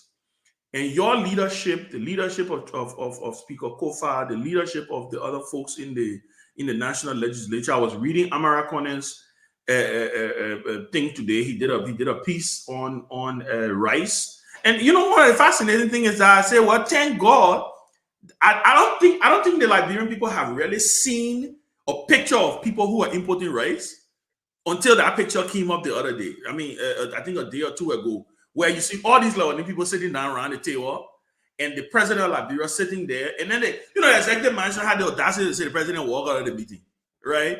And without any real solution. The reason I say that is to say, until we get to the business of empowering our people, and that's where I think my friend Alex Jones always come from, where he talk about us smartly investing in our people, right? But I do believe we have to walk in true gum because we have a very poor and a poverty-stricken country. So while you start to institute some of these reforms, you got to be able to, it's almost like a carrot and stick approach. As you take a hard decision, you got to be able to do something else to kind of simmer the temperature down. So something like what you are doing in Nimba, empowering your people. As I know you're getting ready to launch a major agriculture project. So that's why when they're talking about rice and all these different things, how do you, so my question to you is, how do you fight to get this at the national level? Because like I told somebody the other day, the national budget that we are getting ready to operate under, that's your budget. That's not Joe Burger budget. Joe Burger budget he sent to you was totally different. It was your budget, the national legislature that reworked the entire national budget, formed more money, provided more money for public sector investment, provided more money for education, provided more money for health. The rescue team budget actually cut money from some of these places. It took the leadership of the national legislature to rework the entire budget. My thing to you is the next budget that is coming up. First of all, are you guys going to be demanding budget performance reports? Second, the next budget that's coming up, how do you intend to fight? And what kind of fighter are we going to see to make sure that constituencies really benefit from the national budget? Well, Ben, first on the budget, I have to say that the speaker was very, very nice to the executive. Honestly, I have to say, he did a lot of bending back over for them. I as a leader of the House and the legislature as a whole, sometimes when your leader makes gesture, you have to allow him to be the leader. Mm-hmm. So we gave the speaker those deference, but we put him on notice. Mm-hmm. I would not do that again. What bothers me, and on principle, man, the budget is the government. Whether you like it or not, the budget is the government. that the rescue mission or rescue whatever provided a budget that Joe government budget was better than what was mind blowing. I'm not speaking from my head. I have the budget. Nimba County. The budget that was given to Nimba County by the rescue team was 500,000 less. I think 300,000 or 400,000 less than the one we are giving. I, along with all of the members of the Nimba Legislative Caucus on the SORSA, had to go to the speaker and stood over him and said, this can happen to us. We cannot have a Nimba University budget reduced by 300,000, as compared to 2023 budget. And so we demanded increment as I went up from, I think, 1.5 to 2 million. I mean, Ben, do you know what that means? The ordinary people that voted for you in the party say our life will change. And they just told them, wait for next year. This year, forget it. So for me, the next year is going to be the toughest part. We're in March. Yeah. We expect January, February, March. And March now pass. And we in April now. And we in May. The people will bring a budget report. And not bring a budget. We'll take people in a place. Because if you don't bring that report, you are obstructing legislative function. True. You'll be here in contempt and thrown into jail. You understand? Look, we would not allow anybody to step in. The LRA will tell us how much they collected. The central bank will tell us how much they dispersed. The function of the legislature will not be easy. The country got to move on. So far, I've been seeing report in my office. I have problem with it because it comes in like sectors. It's not my job to collect government executive report. So the other day, I informed them. I said, you send all these things back for here. You go to Ministry of Justice and let them bring the report as a body. We need budget performance report from every money receiving agency. It will not be easy. If it doesn't come, we'll pass a resolution and authorize central bank not to release one check. Because it is the law. And also, the Minister of Finance must submit the budget in October. And so give your time to pass it, pretty much. Because part of the plot was the manner in which this budget was passed. They deliberately held the budget, brought us for 1 month, and put it in the president letter that we are going to stay for 1 month. You understand? And everything was done, bad. That place is not small play. So somebody came to me expressing frustration. I told the president, I said, no, he can't do it like that.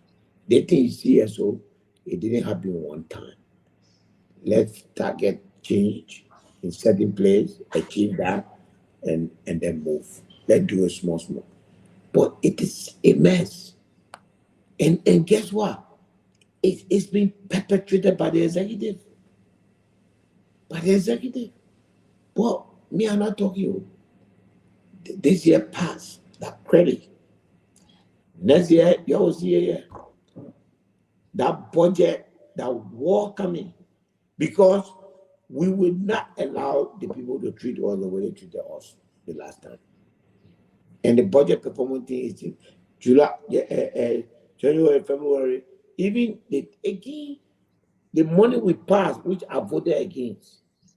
And the decision was that money, we must get a report before we approve a budget. That didn't happen because the whole thing was choreographed for 30 days, all the hearings. So throughout the period, the people were busy.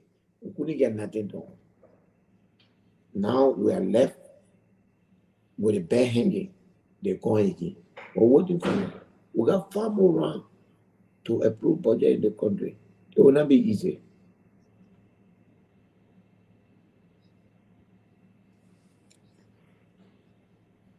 How about Gagwa?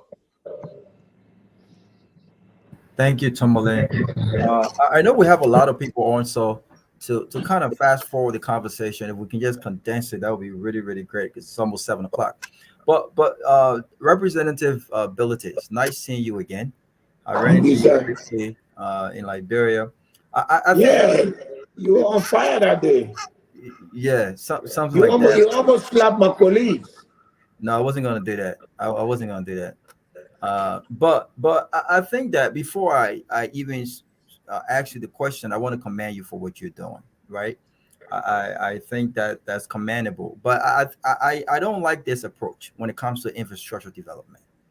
I don't like the approach where individuals are having all of these projects being done in their respective districts and so forth and so on. In most serious countries, infrastructure development, funding for infrastructure development is funded through the government, right? In this country, you have the federal government that funds a lot of developmental projects.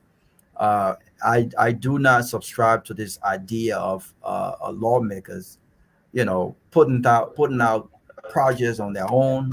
I don't subscribe to that, and I think this has become part of the problem in our country. And so, while what you are doing is commendable, my question to you is that what are some of your plans to really help transform the legislature in the right way when it comes to budgeting funds for infrastructure development? This is part of your core responsibility, right? To make laws, oversight, look at the budget, and properly allocate, right, based on the needs. We will commend you all day for what you're doing individually, but what we want to see a national budget with regards to the investment in infrastructure development in our country. We don't want to see bridges being built in your district. We don't want to see bridges being built in individual district. This is not how development is done. So, what are you doing to take this idea that you have, to take this passion that you have with regards to development and empowering your people to make this national? What are you doing with regards to that? Brother, let me first totally disagree with you on your first point.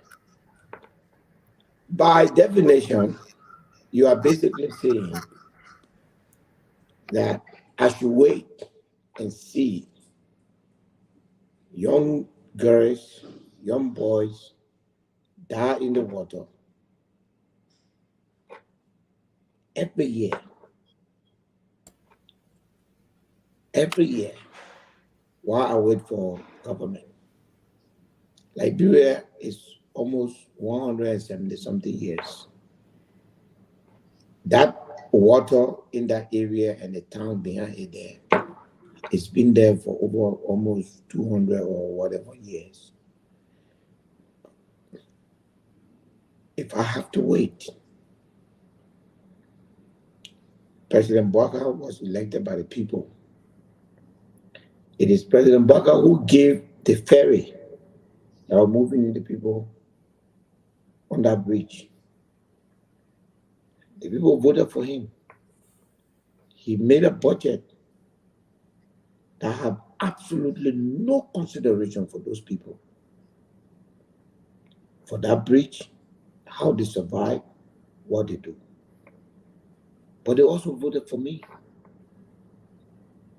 And by definition, every time I come to capital building, I fight for that bridge to be put on the budget. And I don't succeed, I should leave it. Government doesn't function that way. Our democracy is built in a way that where I work, I have 72 people to talk to so that I can pass my idea. Sometimes they say yes, sometimes they say no. There are competing priorities. The America that you live in there, 90% of the things that are done in the counties, in the states, are initiative of the states, are initiative of the county.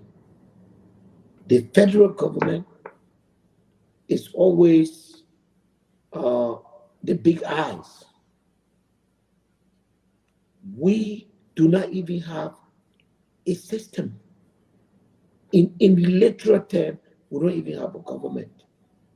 So if you're telling me that I should put my people on hold until we get a proper system, I disagree. All I'm doing, and you see me doing it, and on this note, I'll probably demand that you accept both. I'm not developing my district and sitting down. Okay?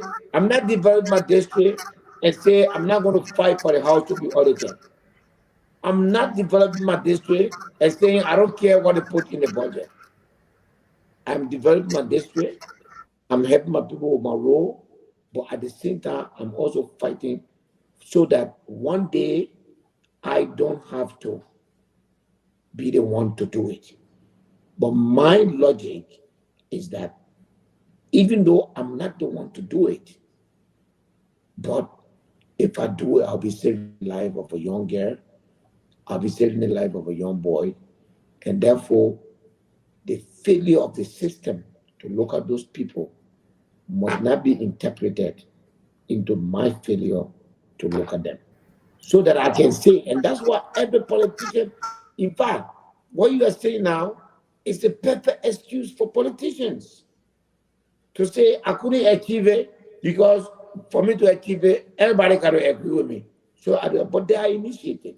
But I'll tell you what, right now as I speak to you, I have spoken to 2 foreign companies. One of them have already agreed to come and build a cassava plant in my district, where once we build that plant, then we'll put a seed fund of $1 million.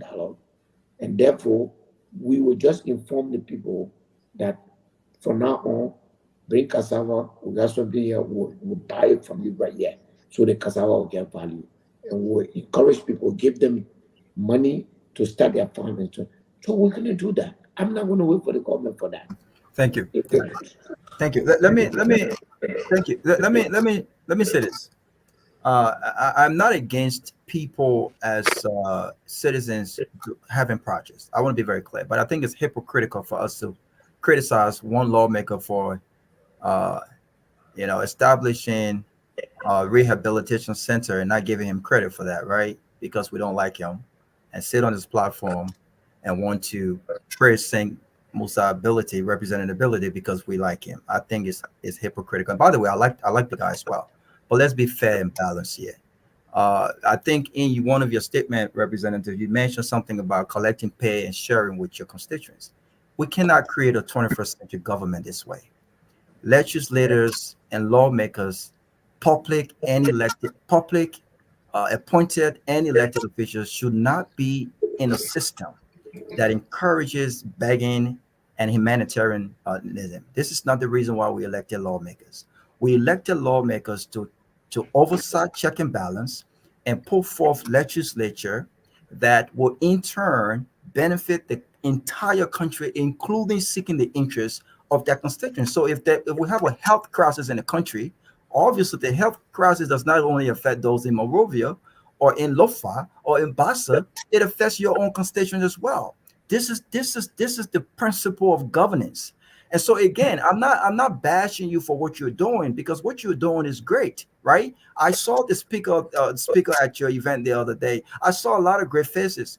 These people understand the importance of infrastructure development. My question here is, how do we expand in this century as smart lawmakers and as smart leaders to ensure that our ideas is transcending across the country and not just in our district? We don't want you taking pay and sharing with your constituents. We want those people to have the opportunity to go and get jobs for themselves, jobs that are smartly created through policies, through government policy. I will close on this note, and I will ask you to answer this question.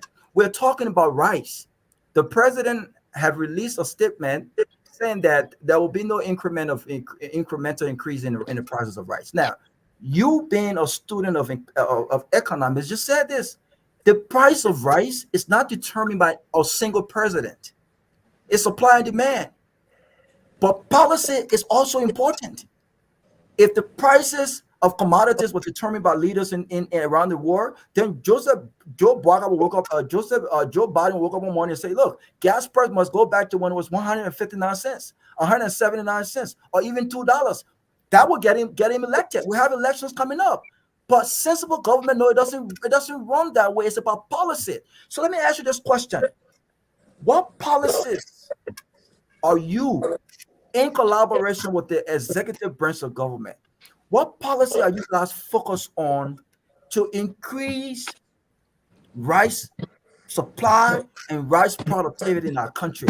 If you just say, I'm going to build a farm in my district for my people to eat, it doesn't help the country. You don't build a 21st country. You don't run government this way in the 21st century. So I'm hoping that with all of your passion, all of your great ideas, all of the transformation that you have in your district, I'm hoping that we can transform and change the mindset in our legislature so that it's transcend across the country. This is how real government runs, and this is how you build the economy. This is how you build a system where people are not dependent on their lawmakers and they do not become beggars and, excuse me, egg kisser. We have got to stop this. Robert, I have seen you and listened to you several times, but I've never seen you propose or propound a logic that appears as twisted to me as what you're saying tonight. Because, and let me tell you why. You are telling me now that 42 young men who are currently, some of which are taking $100, so they go home, they feed their family.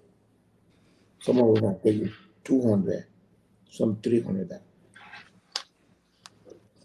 Today, the government of Liberia announced that it has taken from the payroll about 40,000 people that were not properly produced. Zero plan for these young people in my district to get a job. Zero. And you are telling me that it is okay for me to take $6,000 and put it in my pocket and buy a business class ticket and fly around with it and give and don't care about those people, the system, and the point you are making is like in New Orleans. New Orleans and Manhattan are not the same. The life they're not the same. That is in America. There are some in Philadelphia. Is that West Philly? One of the most violent places in America. But yet, if you go to Camden or wherever, going down south, it's better. It is the way the world looks. We are in Liberia. Every Liberian will not simultaneously be there with, no matter how perfect the government is. Part of giving people jobs is that those who are the leaders provide those jobs. By the way, the 100,000 legislative earmarks that we are having, I'm going to put mine in agriculture.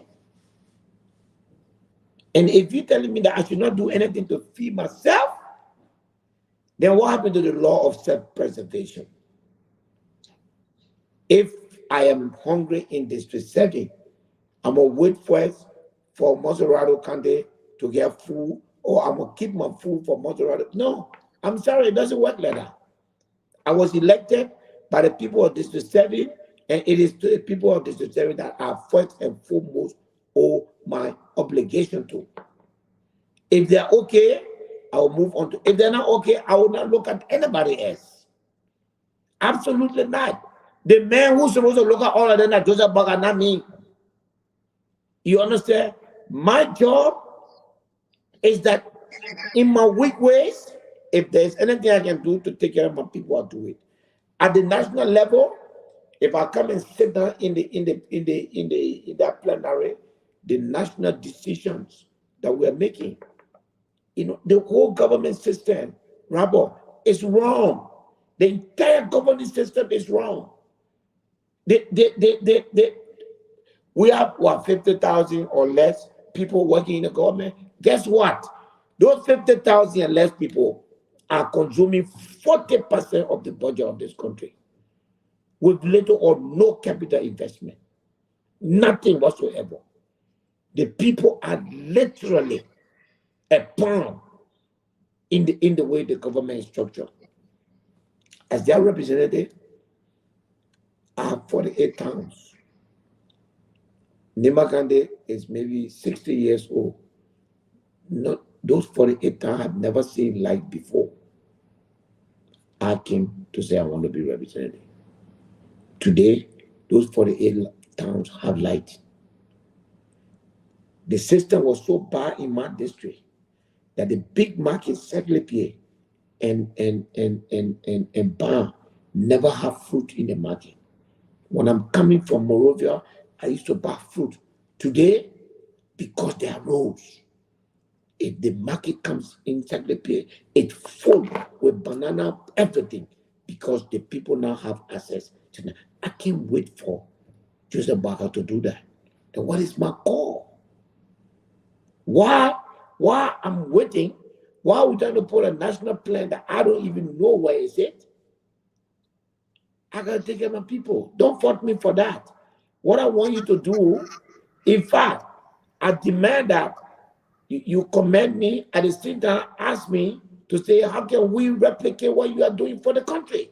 But you were saying the same thing I'm saying, though. I'm not saying what you've done is not great. What I'm saying is how do we expand that across the country? So take that idea, take that passion to make this a national idea with regards to infrastructure development. Let people let me. But I want you to answer the question though. What policies are you guys focused on to increase rice productivity in the country? Because policy is very important to help resolve this rice crisis. I get your point. One of the things, and I said on the local radio today, don't overlook. I said it's on my Facebook page, I think. The president can issue an executive order now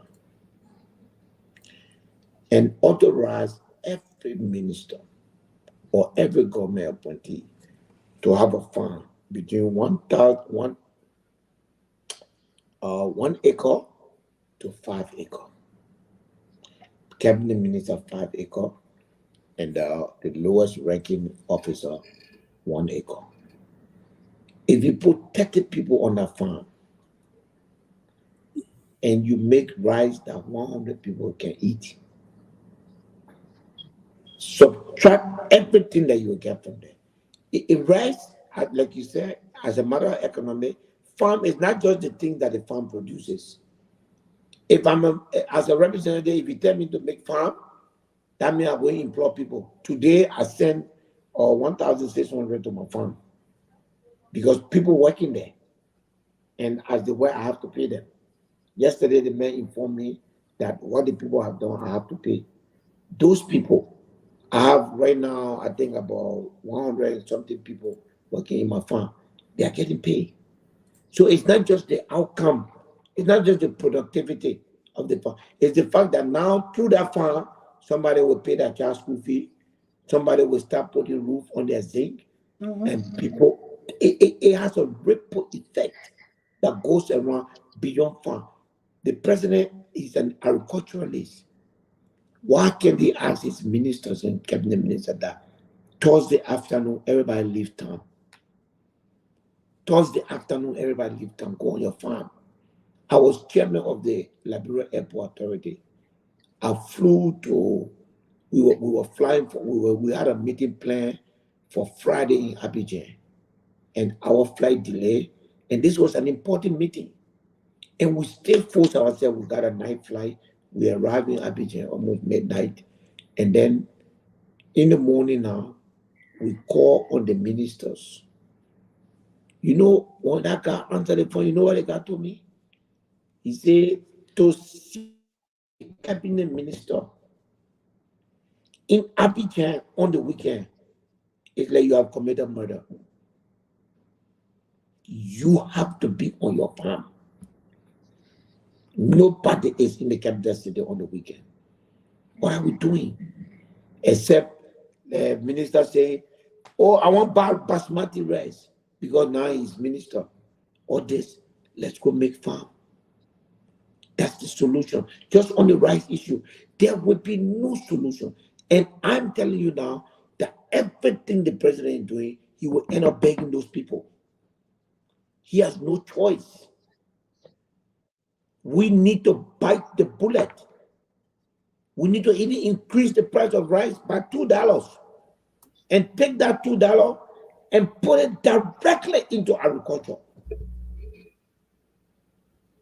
Why should this country keep, pure economic? How do you control the price of commodity that you don't have? Who controls oil price in the world? They're not the Arab countries. They're not those who produce oil. When they jam, they're looking for money, they will tell the rebel that you're fire rocket. The next morning the price go up, they sell it and they carry it. They are the one controlling it. Even with all that we are talking, if Joseph Boga fight those people and they fight back, he has no choice. He does not have the money. So my point is, he is in a position to say, my people, it's time for us to grow our own food. And also, we have not taught the people to diversify. We eat rice in the morning, eat rice in the day, eat rice in the day. What happened to the plantain? What happened to the edibles? What happened to the bananas? You know, all of these things, we should do it to change our staple, and it makes us healthier anyway. So at the end of the day, my point is, we got $14 million for legislative earmark. $14 million for legislative earmark. You put that in this thing here. Do you know what that is, Robert? Do you know what it means? That I can tell you right now, if you put $100,000 in my district for rice farming, I can guarantee you that my people will not buy rice anywhere next season. That's how you do it. And let me tell you the other effect from the economic point of view. Almost 300 million United States dollars is used to purchase rice in Liberia every year. That represents 60% of the demand on the United States dollar. If you cut that by any percentage, that ripple effect will give the Liberian dollar value. We have to do it. This thing is not an overnight thing. Let the people feel it. Let us feel it. Let everybody, let the president shut in the weekday and let go on the farm. I've been a lawmaker for 3 months. Every Thursday evening, I'm in the car, 4-hour drive to Nimba. I go there, I check my project, I'm on my farm. Now I have almost 3,000 acres of farmland that I'm trying to put cassava and other things. That's what I want to do.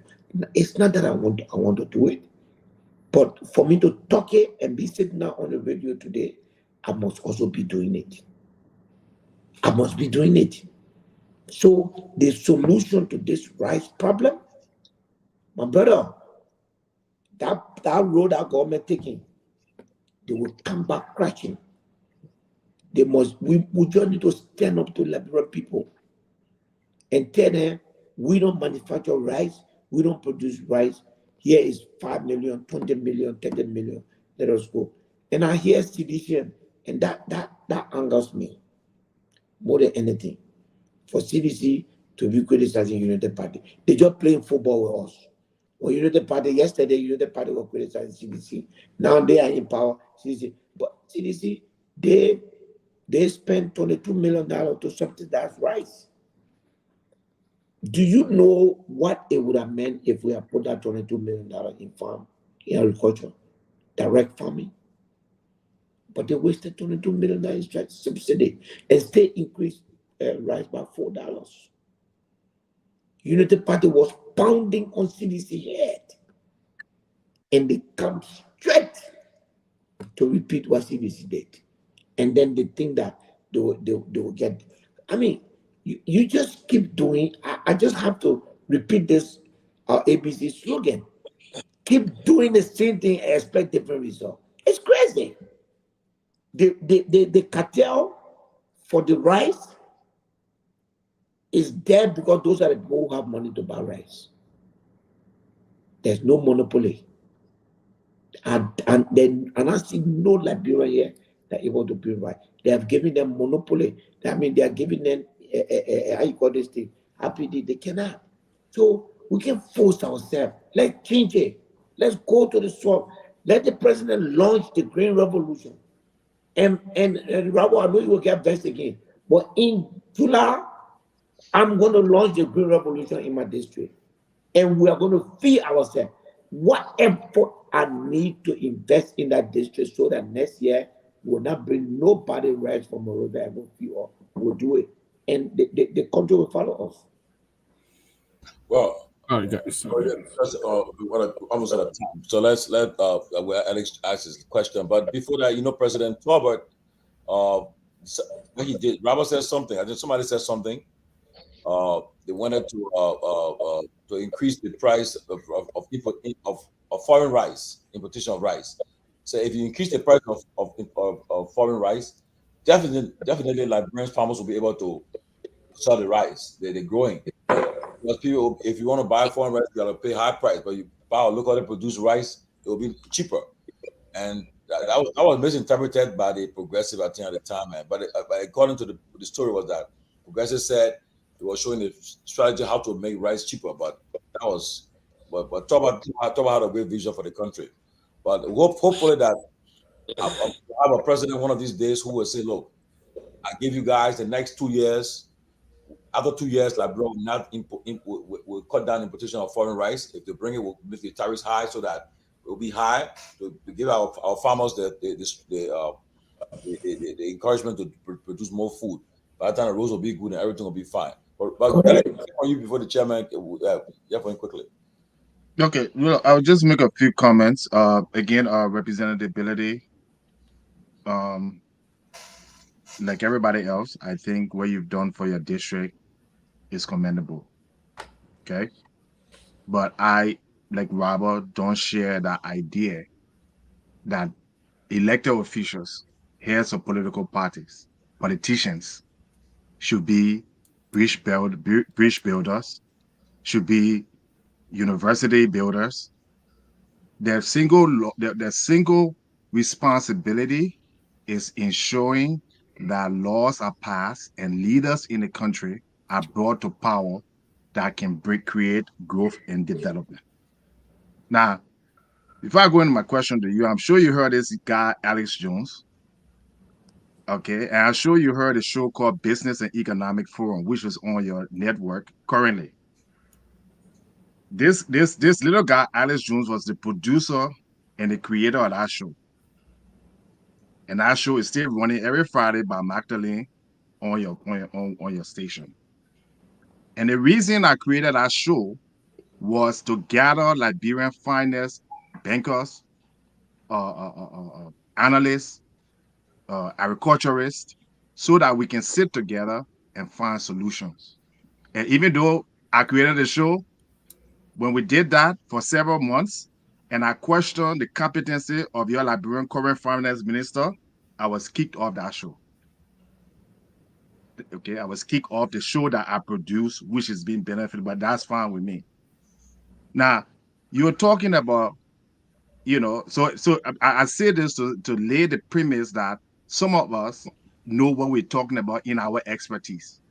We may not be politicians, in a traditional sense, but when it comes to a certain area of expertise, that's what we get paid for. That's what we've done for 20 years.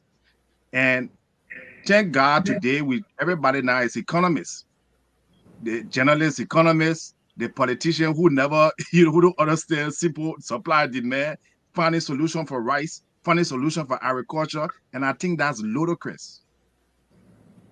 Okay. If you don't have an expertise, you are not hired to be an analyst or economist. You don't know what you're talking about when you talk about rice production or market supply or commodities. Shut up. Bring the people who have expertise, who are working and went to school in that area. It's not a simple problem to say, take ministers every Friday to go to the farm and write, or Green Revolution. None of those things make sense. Dubai doesn't grow rice. Okay, many countries in Europe, they don't produce rice. Many countries in the world don't produce many commodities, but yet the economy is growing. Yet they have jobs.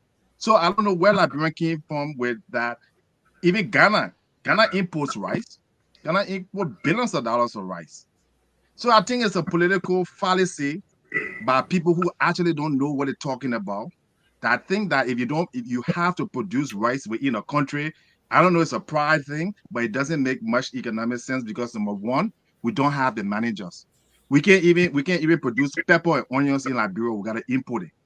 Why don't you start with pepper and onions and cassava, like you said?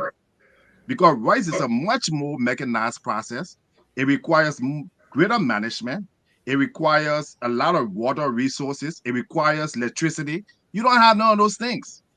So I disagree with your idea that it's a problem where we can grow food in Liberia, or the person should think should provide. That's just it's not an economic solution. You cannot do that with the kind of labor force, skill force that you have. We don't have good managers in Liberia. Look at LEC. We can't even put electricity on for 2 days straight just in the capital. Okay, we can't even manage an inauguration. Then you're talking about rice production. So I think hopefully you'll fire those people, because what I think they did a disservice to Liberia, when people are trying to bring experts to help educate our Liberian public, and they become politicized. The same finance minister, we get here for him. The same finance minister went and put on the president travel budget, 100,000, which makes no sense. And no legislator even identified that. $100,000 for the entire year on travel. And you got what? Senators, 30 senators, and 73 or so legislators, and nobody could even pin that out and say, no, this doesn't make any sense. So that's not a solution for the rights. Hopefully they will have, they will have the sense, the house to bring experts before your committee and ask them for real solution. We have discussed these things. We have Liberians who have expertise in these things. They have weighed the pros and the cons. And if some people have even gone to the extent of creating policy over the years, that show was 2 years ago. But every time we have a crisis in our country, the man Wallace now becomes an economist. The man, everybody now an expert. So I hope that you will, in your good offices, you will rely on experts. We have a situation, and this is my final statement and comment. The Liberian legislator currently is getting about $25 million in salary for your new budget. You guys approved that budget. Okay, I'm looking at the budget currently. $25 million for, it says, for compensation for 25.7 million compensation for employees at the legislature, 103 people plus the staff. Okay, that equates to somewhere around $240,000 per person. We have a budget where the Senate pro tem for 2024, $1.3 million. The speaker, $1.6 million. Deputy speaker, $500,000. Okay, this is ridiculous. Okay, you have a I'm sorry. compliment. Do you have a question or you I just? just gave him a comment, and then he can respond to the comment I'm giving. I'm not Well, going to it's ask the question. I just gave him okay. a It's not comment. a question. Okay, so can you kind of wrap it up Yeah. because we are literally Yes, behind the yes, time here. please. Go ahead. Okay. All right, kind of wrap it. So 30 seconds. yeah, so you as a leader, I appreciate your bridge. I mean, Dr. Moneybar built a nice sign. I appreciate him. There were people who built other projects. There was this young lady in Maria who also constructed a small bridge for people. Wonderful things. But you can't have a legislator, number one, don't even have a website. Your office does not even have your official office as representative. I've been checking the last time you were here. I brought that to your attention so that people can be able to critique your policies and what you're doing. You The say my whole office entire does house not have don't have a what? website. You say my Your office does not. official representative website, because there's money allocated in the budget to every legislator for communications and what have you. We have people all around the country, all around the world. We want to know, and the basic information for the House of Representatives Senate to have a $250 website. We don't have it, but we are boasting that these people are working. What are they working on? And as I mentioned, all the money, they got $38 million, 25 of which is salary, and they don't even have a website, a representative. That is despicable. And I know you have been one of the boys, and I said the area you work on that I think in the interest will put party aside, will work with you. But you're leader of your party. Your party people are the head in our legislature, and even now they told him.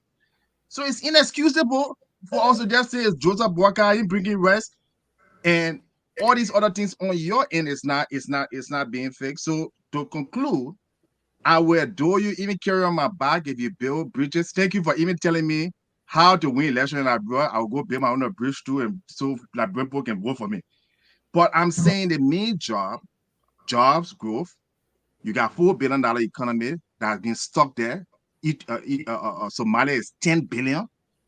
You got the All right, lowest Alex, let's kind of HDI, wrap it up. Alex, and yet, please do us a favor. Like, kind of wrap it up, please. Yeah, yeah. we're really out of time. Please. So what's the accomplishment, sir? Thank you. So, I listen to you.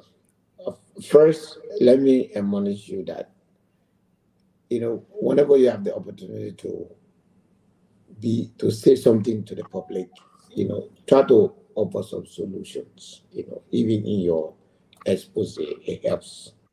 The other thing is that you seem to be insinuating that the legislature does not deserve to have $26 million. I disagree with you. For now, until judgment day, I disagree with you. You also seem to be saying, unless I got you wrong, that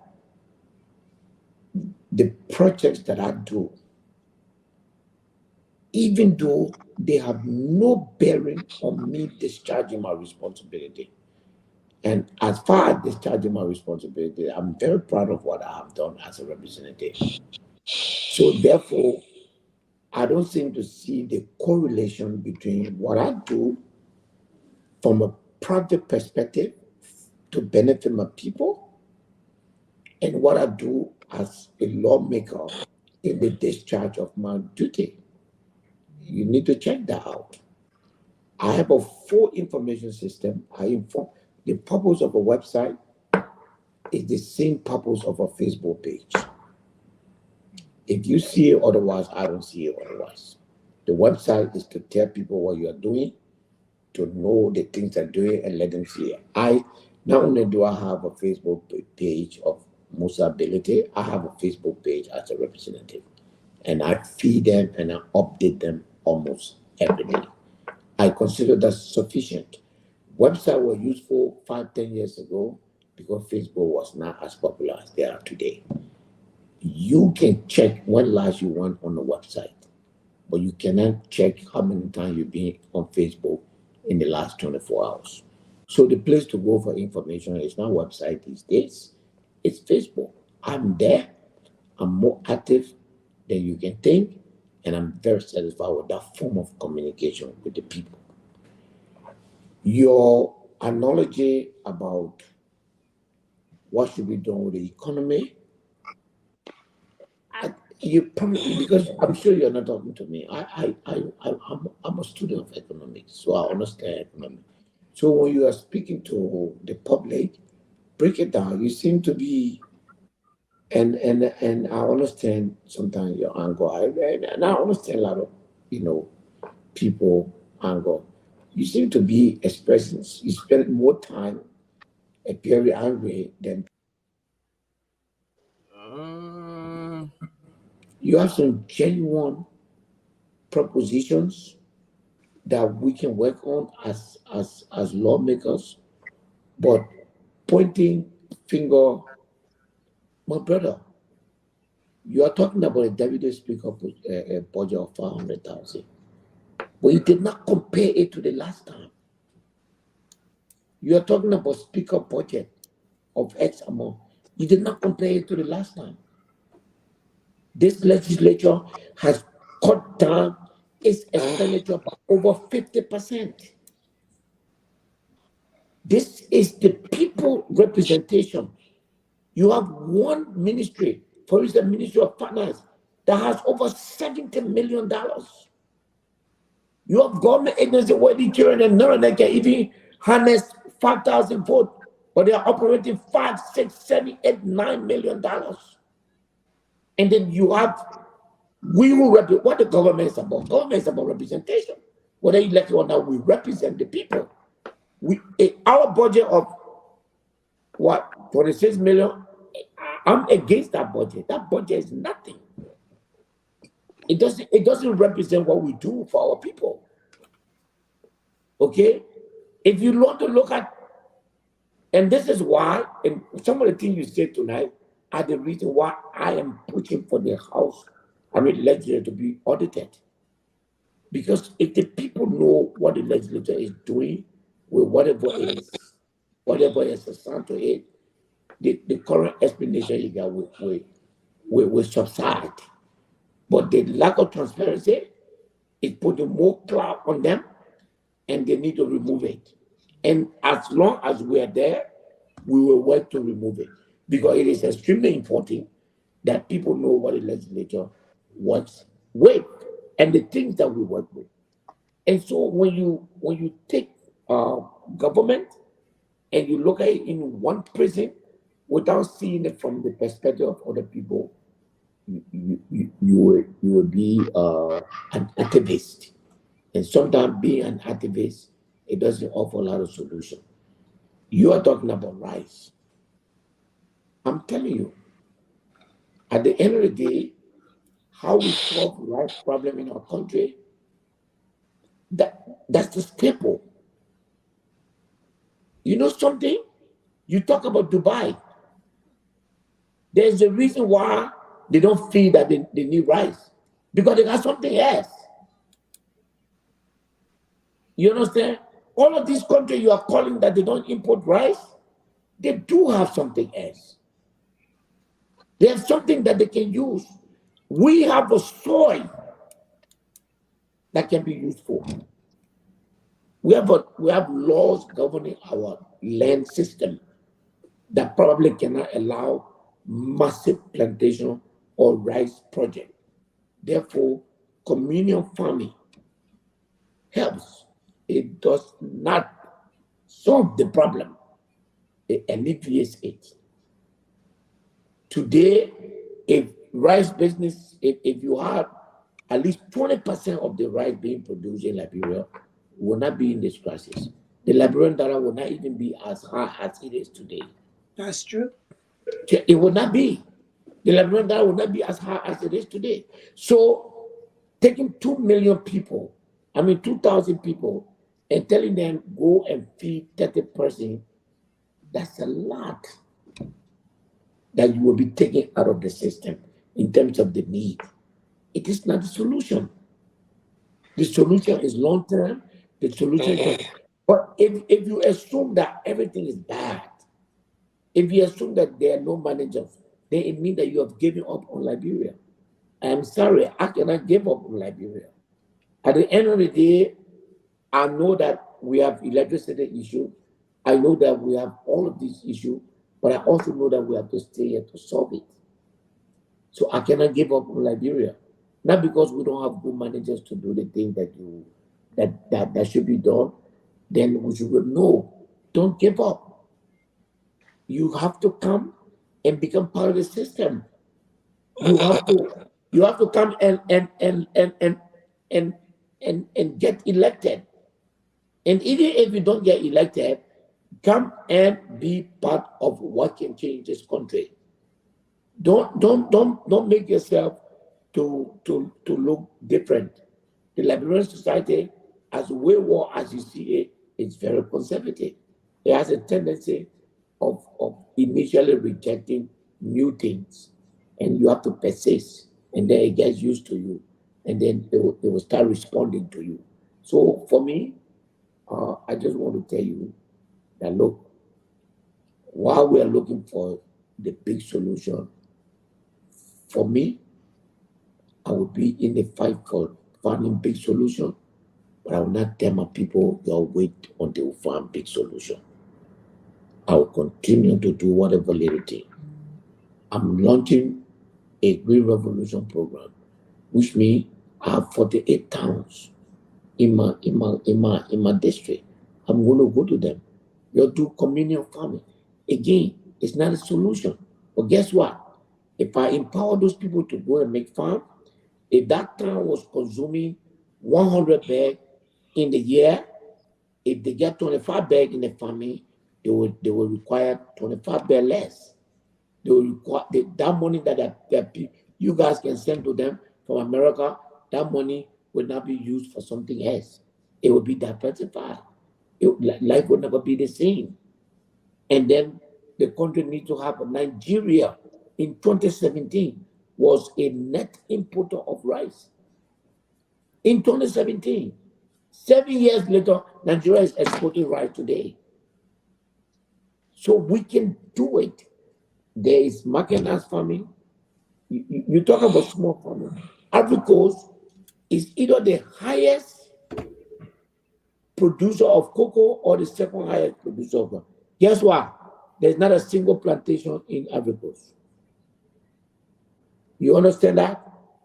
They are either the highest or the second highest producer of cocoa in Africa. But there's not a single plantation owner. There's not a single cocoa plantation in Africa. You know what they have there? Individual farm. That's how Africa has so many cocoa farms, because everybody got 5,000, 10,000, but you don't have the huge plantation like cocoa park. I mean, like how you call it, Firestone or Lag or cocoa park. Don't do it like that. The individual farming, and it was so we can do the same. We just need to look around. Ghana is importing rice, but guess what? It will carry the cocoa, sell it. It will send a gold, sell it, use that money to buy rice, so it has no impact on the economy. Here, the how you call this thing here? The iron ore we are selling, nothing we're getting from them. Nothing. It's a net loss. The gold we are selling is a net loss. Unless we change all of those things, life will never ever treat us the way we want to do it. So there's a lot of ways we have to, and we must change our country. I agree with some of what you say. Some I don't agree. So some of your ideas are very radical. Some of them I would suggest when you say it, you should also bring it with counter proposals. When you say this is not good, you should be able to tell, oh, I think we should And do that's it what I this did way. on your show for over a year, and they kicked me out for a solution. I'm talking about tonight. Okay. I do Lofa, it here can I every come in now, night. Lofa? I Thank give you, guys. Let's solution. hear from. And by the I'm way, sure you watch the show. show. Let's hear. By the Yeah, way, let's Lofa, talk thank you, about the man. show. Thank you, Lofa. Who kicked you out? You're welcome. Thank you. Ellis, You're welcome. thank you, man. Thank you. So, Okay. yes, I know we're running out of time. I still got some questions, but then it seems I have to just tailor it down to a few issues. But the situation between the president and that of the importers, And with the information that we gather and what came up from the presidential spokesperson, can clearly state that there was a stalemate. There was a complete deadlock. I think there was no major agreement reached over the whole rest issue. I see in a couple of days to come there will be hoarding. These people will keep their rights because the government has provided no basic solution to how we can sort it out. I know many people talk about the inexperience and whatsoever of George Weah. You talk about over 22 million that was used as subsidy under the regime. But I think Liberians did not reach the point where we're talking about $18.50.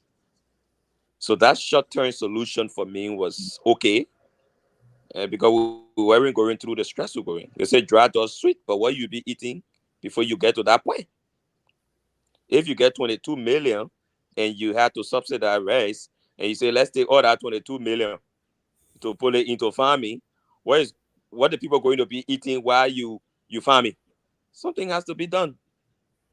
So I think it was not a wasted amount. I think it was a better approach at the time. There were some places, even honor Joseph Boakai as vice president, you had a 30 million ADA fund for Lofa. That money, that 30 million from the Libyan government was squandered. Today, only the remnants of old materials are still at that point. So, right in President Boakai's backyard in Lofa, that farm was there, and that farm went down the drain. Now, I wanted to find out from you, Mr. Chairman and Representative Ability, what was your thought when this whole $30,000 for lawmakers came into play? What was your position then? Then I will make a follow-up. You remember the 30,000 issue that circulated across Liberia for lawmakers, for constituency development? What was your position on it at the time?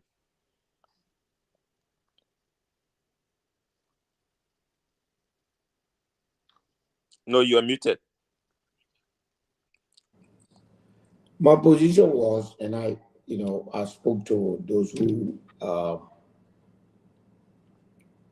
I knew, those who I have contact with. Number one, it was given, it appeared as though it was a bribe for the passage of the budget.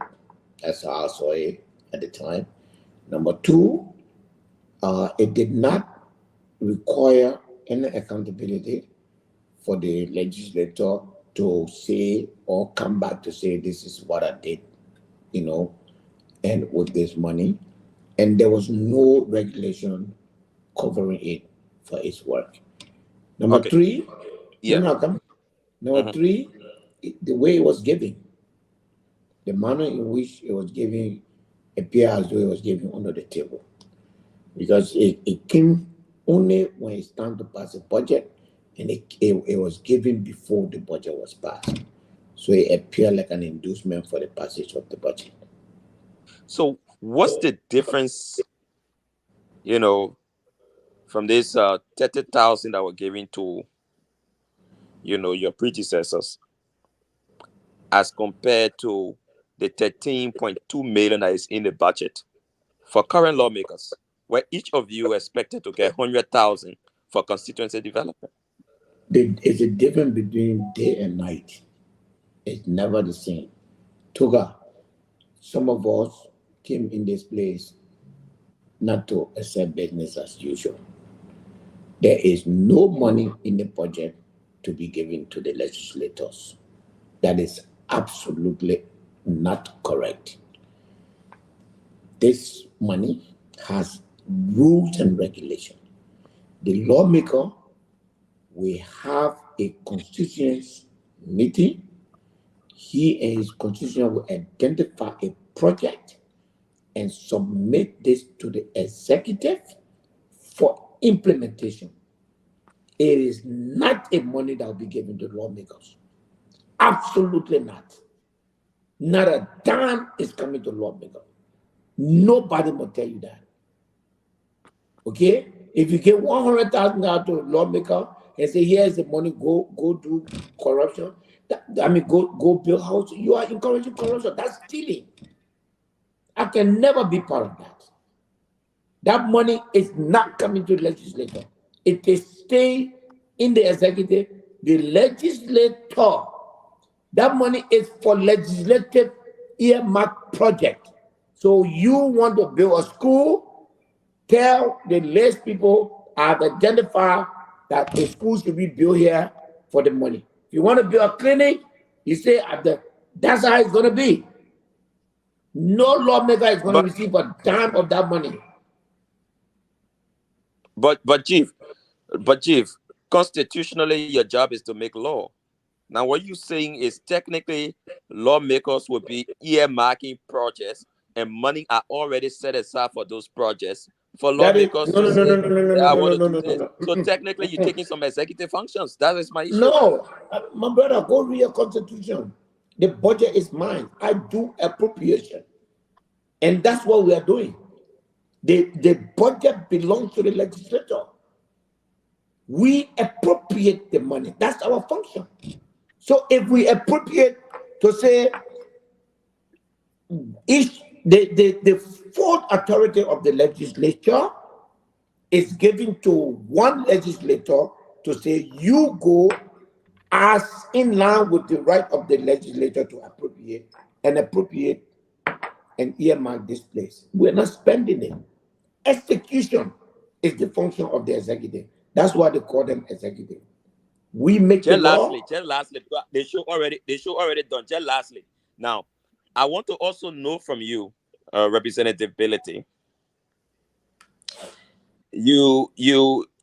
Have you done anything about your streamers oil and gas company in terms of ownership, CEO or whatever since you went to the legislature? Have you officially resigned your position?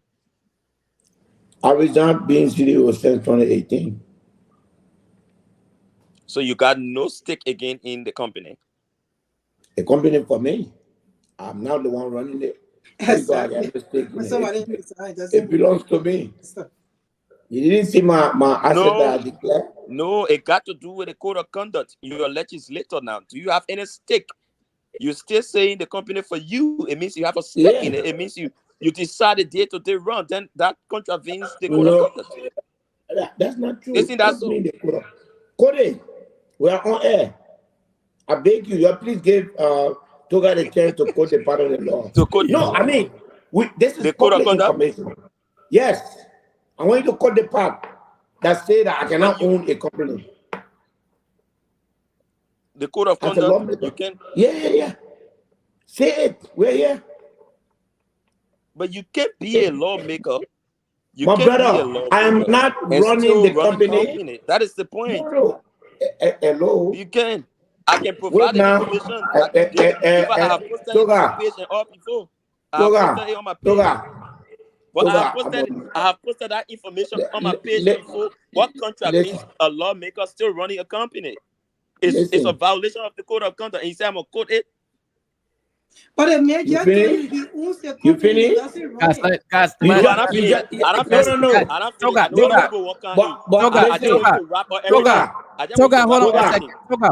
me repeat. Wait.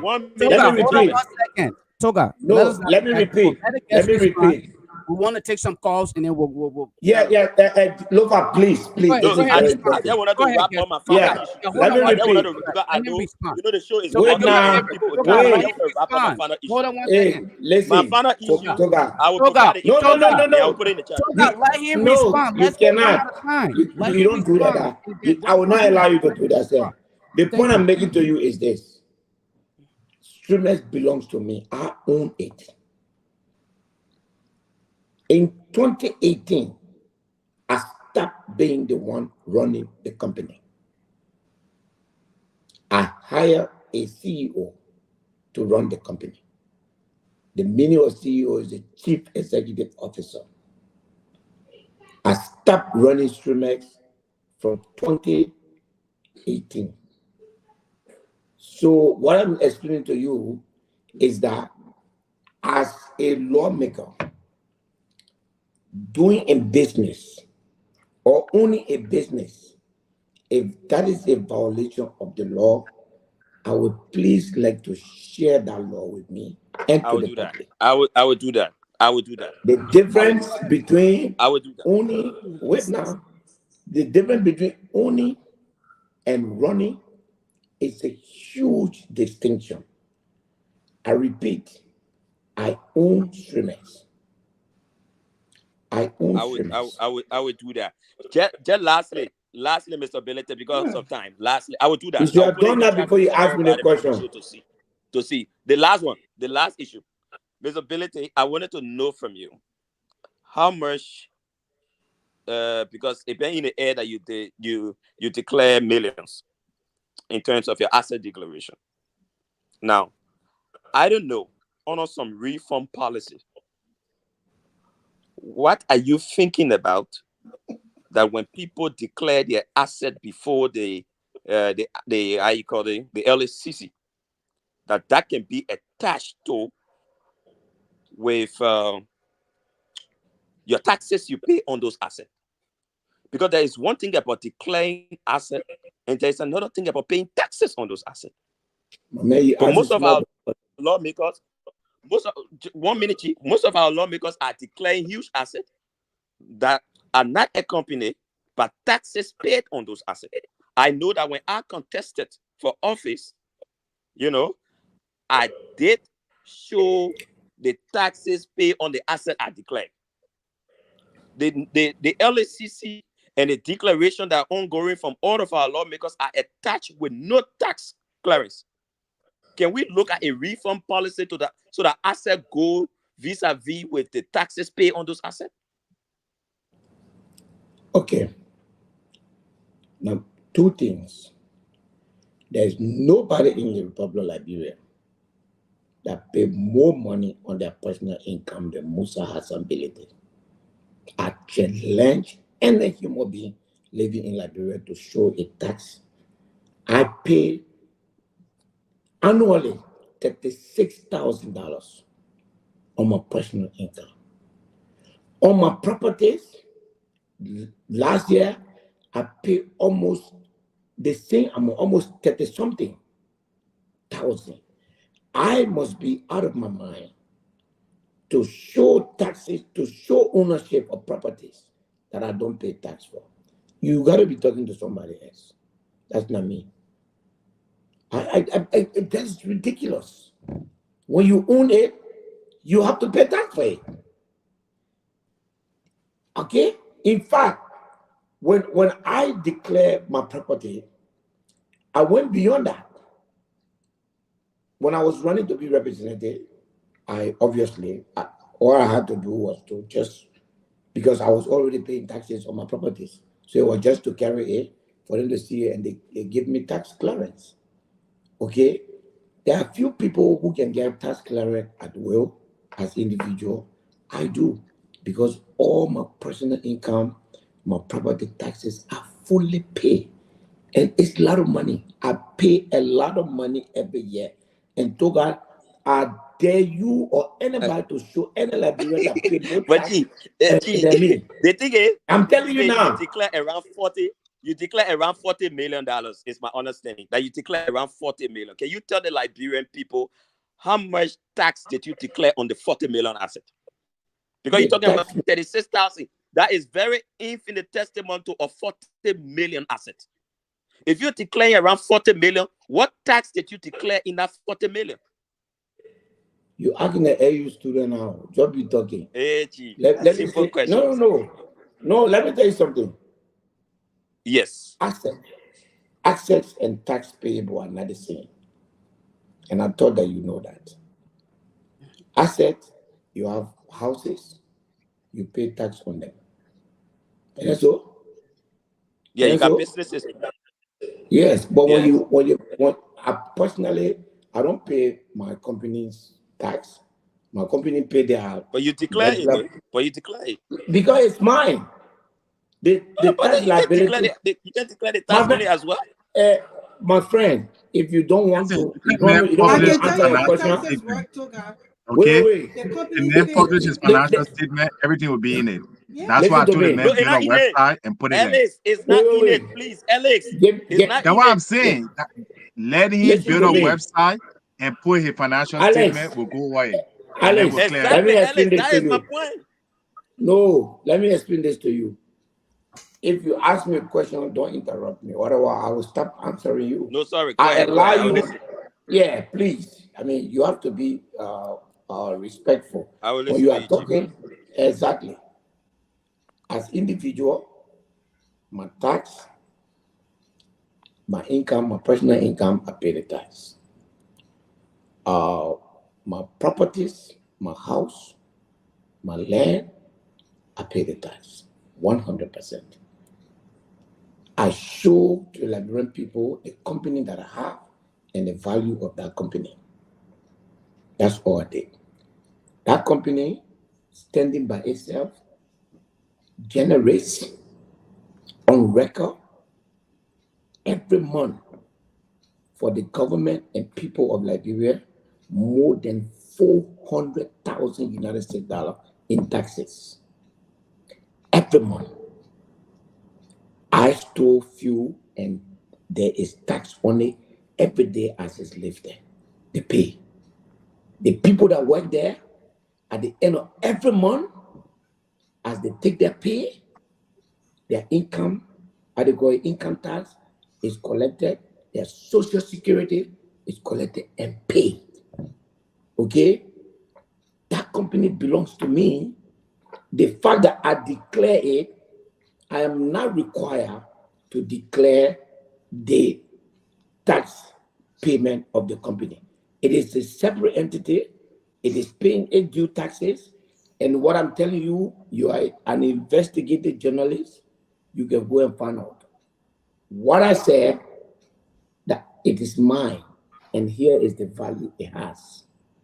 And that's why it is. And that's how it is. You did not expect me. And if that's your interpretation, that's a faulty analogy. You did not expect me to say I own the company that value, and by the way, if you give me information about somebody, be accurate. The information you give me about the value of my company is not $40 million. And that is a lie. That's not true. And that's unfair to me. All right? I had the value of my company and the value of my properties. They're not the same. No, I did not. I did not say the company. I said no, you said what my understanding is. What you declared to LACC was around 40 million in asset. I did not say your company. Yes, but at the end of the as assets, all of them are tax compliant. There is not a single asset I have that is not tax compliant. Okay, so you should be thankful to me because that my tax money that giving your contribution. I thought I owed the money. Okay, well, guys, you know, it's almost. You should be thankful to me. Every month I see the money you're taking and do all kind of things with it. That's what mean like bro and the lawmaker and show is he has tomorrow's Thursday, he has session tomorrow. So he got to go for session. He got to represent our after 12. Yeah, so Chairman Benedict will let you to give your parting comments to us so we can call it. But it's been a pleasure having you on the show as usual. You always come to keep on the good job, especially for the reforms you guys are making. I must commend you, Amara Conem. You guys that just came on board. You guys are doing well. I saw Amara Conem stuff he wrote. I think it's well positioned, and I'm sure in the next few days you'll be on our platform. We're in touch. So I'm happy that he's at least we'll be bringing him to come and double down most of the stuff he's putting up there. It's good for our country. But you guys promised to bring reform and to transform it. And I've seen it already. You guys will keep it up because right now, I don't know we're living, but right now, since they signed a budget, corruption are open, corruption wahala. Everybody in the cookie jar, your Ministry of Finance people, your people from the drug place, they're all into all kind of stuff. Health Ministry, all of them. We're hearing all kinds of news coming up. And we got documents with it. So we will bring the documents, we'll publish it, and we'll call the people out, and we're holding it accountable. But Chairman, the science to me is troubling. It's very troubling. I mean, so the sign to me is that the allegation of corruption will be so much. it's so much. If we are not careful, it will be normal. Please get ready. If we are not careful, it will be normalized. Well, Chairman, you get your party comments also. We can call it a day. So no, I mean, it's always a pleasure to be here. No question is too hard to answer for me, and that's why I respect the platform, and that's why I'll come here anytime I'm called upon to come. And let me also say to my brother Alex, not Biede, but Alex John, Chuchu. Look, I think you have some great ideas. We should find a way to make it work. Listening to you, it looked like you seem to have given up. We should not. It's frustrating, but don't give up. Unless you are telling me that the show on my video belongs to the Ministry of Finance. If it doesn't belong to the Ministry of Finance, I guarantee you I will investigate why you were removed, because that is not in our ethics. Please do that. I would appreciate it. I don't know who is in charge, but I will. Is Madeline say I co-produced the show with? The show is currently still going. I was removed for a single fact. That radio station is not a government station. In fact, it is not even a pro-government station.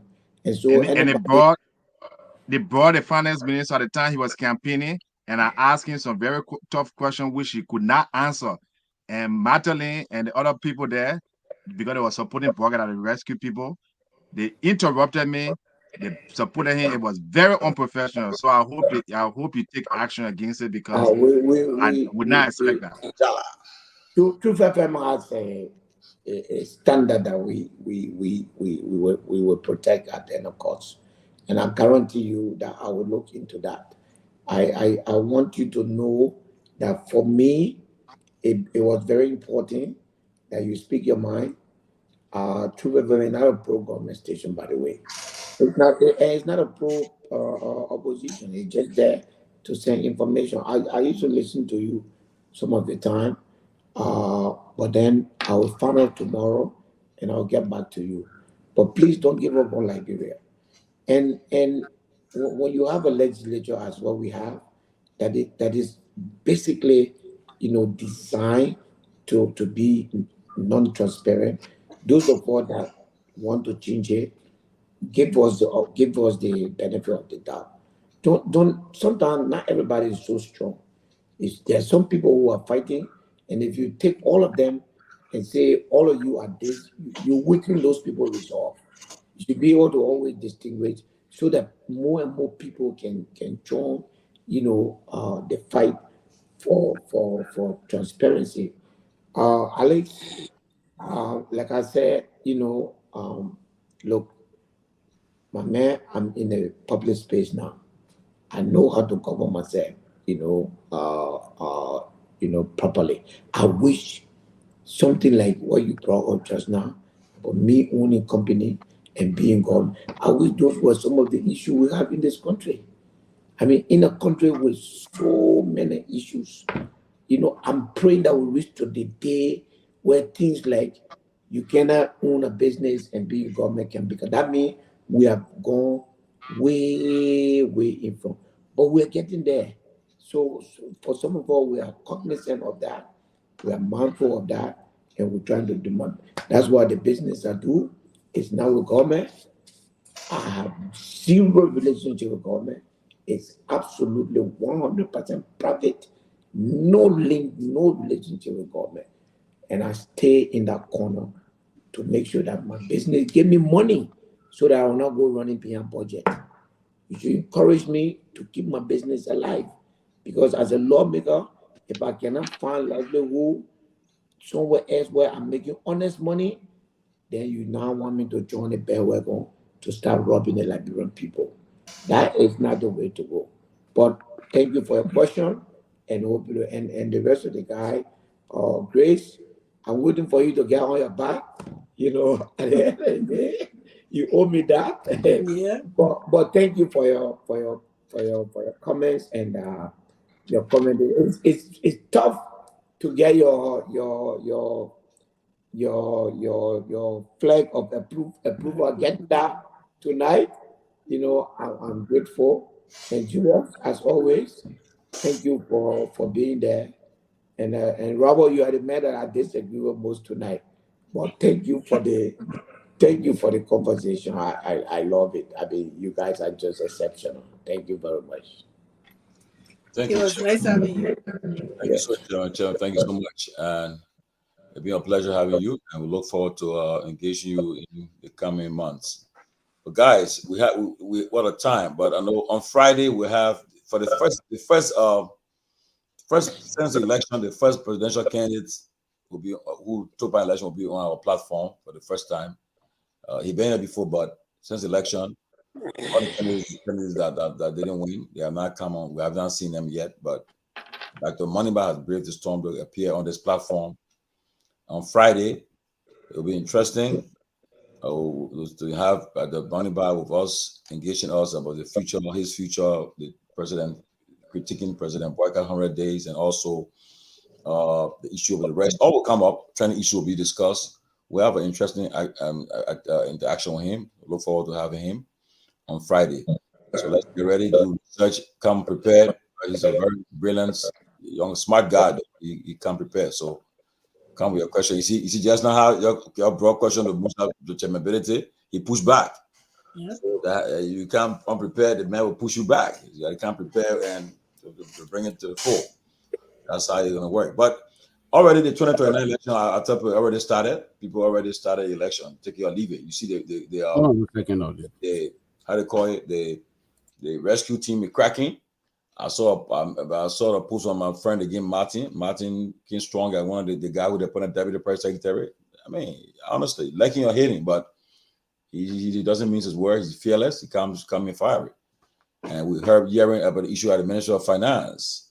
Somebody got fired from there because the person refused to comply with his boss' attempt to undermine the public trust. I know Juman Jara is saying that we come with evidence. We got evidence, Juman Jara. We'll publish it. Let me let you know, brother. The conspiracy here. We come with evidence, so we'll produce it. Our mentor guy, trust me, man. We come prepared. So, and then I just heard about the Minister of Health too. Something happened at the Minister of Health too. We'll get the documents to follow up that too. So we're not leaving those two on a turn. Everywhere we see fire, we're gonna go there and we'll dig it out and we'll bring it to the full platform. So guys, Grace, maybe we'll start with you and get our parting comments and we can call it a day and get ready. If tomorrow anything happens tomorrow, you'll hold up to use my. Let's see what happened about we'll skip for Friday. Mm-hmm. Go ahead. I want to do my closing. Yeah. It was nice having honorability. You know, we as Liberians, when we see something really commendable done in the country, we have to applaud the person. And you can walk and you can chew gum at the same time. This man started this project when he wasn't even representative, although people saying that he wanted to run, but he wasn't representative. He started things for his people and he wanted to get it done. It got done when he became representative. For the kind of system that we have, when you go to the higher level, it takes a whole lot before it can trickle down to the lower people in the different districts. You cannot wait when you have the ability to do that job. And that's exactly what Musa Bilete did. He did not wait. If most of the representatives were doing that, they were like people like Yaka Koliba were just paving the road from in the district to the main road with the 30,000 and 40,000 that are getting per whatsoever time. It would do something for the country because the system is not like the American system, and some of us fail to grasp it. Although we want them to do things as a whole, also when they do things as a whole, we have to accommodate them and praise them and actually, commend them for that, so they'll be able to have the guts to continue to do these things. And exactly what he said. If you come here and I do some stuff and then you talk and if I don't have strong, everybody can take it and say, oh, you know what? I don't even want to do anything because the people will say this and that. Every small thing done as like what would be good for the country. Then that's my point. Although we wanted to do it on a higher level where they will pass bills, before they get to that stage, whatsoever they can do for the common man, for some girl to not drown in the water when she's crossing, that's a good thing he did. And I also want to say that they compare Dillon with Musa Bilete. There is no comparison there. Dillon started his stuff when he was already senator. We started doing that on a personal level. Before he was not, when he was not senator, he was throwing two rest paying in hand to people function trying to eat. So let's just clear that when you can't compare the two, you cannot. I also want to say that the people in the country, especially when it comes to agriculture, I disagree with you, Alex. Agriculture can start on a lower scale when it comes to rice situation for the country. Rice is our staple food. If we cannot play our staple food, who are we? So it can start, if you go to Dr. Moniba plan, you will see where he laid out for his agriculture plan. It's clear cut. You start to do, you start to take districts or maybe counties to put them into position to plant other things besides rice and plant rice as a whole, so we can be able to import and export other goods to be able to bring in more rice to our country. At the same time, we're eating our own rice. For your information, I have a farm in Liberia. The people, I got 27 employees. They make rice. Sometimes they plant rice. I received a country rice in America that they send it to me. They send me different things from on the farm. And I get these things, and the country rice is very, very nice. So if our people start to learn to eat our own food, bringing the other rice will not be so much for attention for them. So they will be able to eat our own food. And then also farming brings in employment. So the people that like them, the necessary people are going on my farm and my husband, we pay them every month for being on the farm. Those people are suffering. One of the women said she never slept on a mattress until she was hired with us. She bought her first mattress to lay her back on. She always slept on straw. So just imagine those things. So what he's doing in his district with that green revolution, he said he's about to launch, is very beautiful for the country. I want it to happen, and I will support him on that. But I just want, before I close, I will say that Dr. Moniba plan says that you should create modern food production zone in each of the 16 counties to ensure progress towards a national self-sufficiency. So it's a progress towards the self-sufficiency. In the meanwhile, while the people, when you stated that he said the other day, with the assistance program or giving farmers loans and stuff to be able to bring more farming into the country. So all those things there, it brings jobs.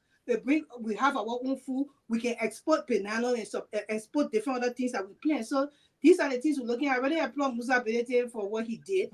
I think it's a beautiful thing that he did for the country. If our legislature start to do those things at the same time while they're working, because I said that you can eat, come and walk. While they're working in the house, to be able to work with the other people who always disagree on all the developments and the bill that they want to pass, while they're working on that, they can also be working to help the country in that way. Thank you.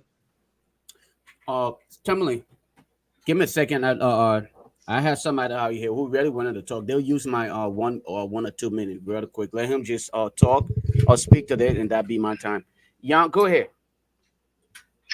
Yeah, Lofa, thank you very much. Thank you, guys. Great show. I joined late, but I appreciate everything that you guys are doing.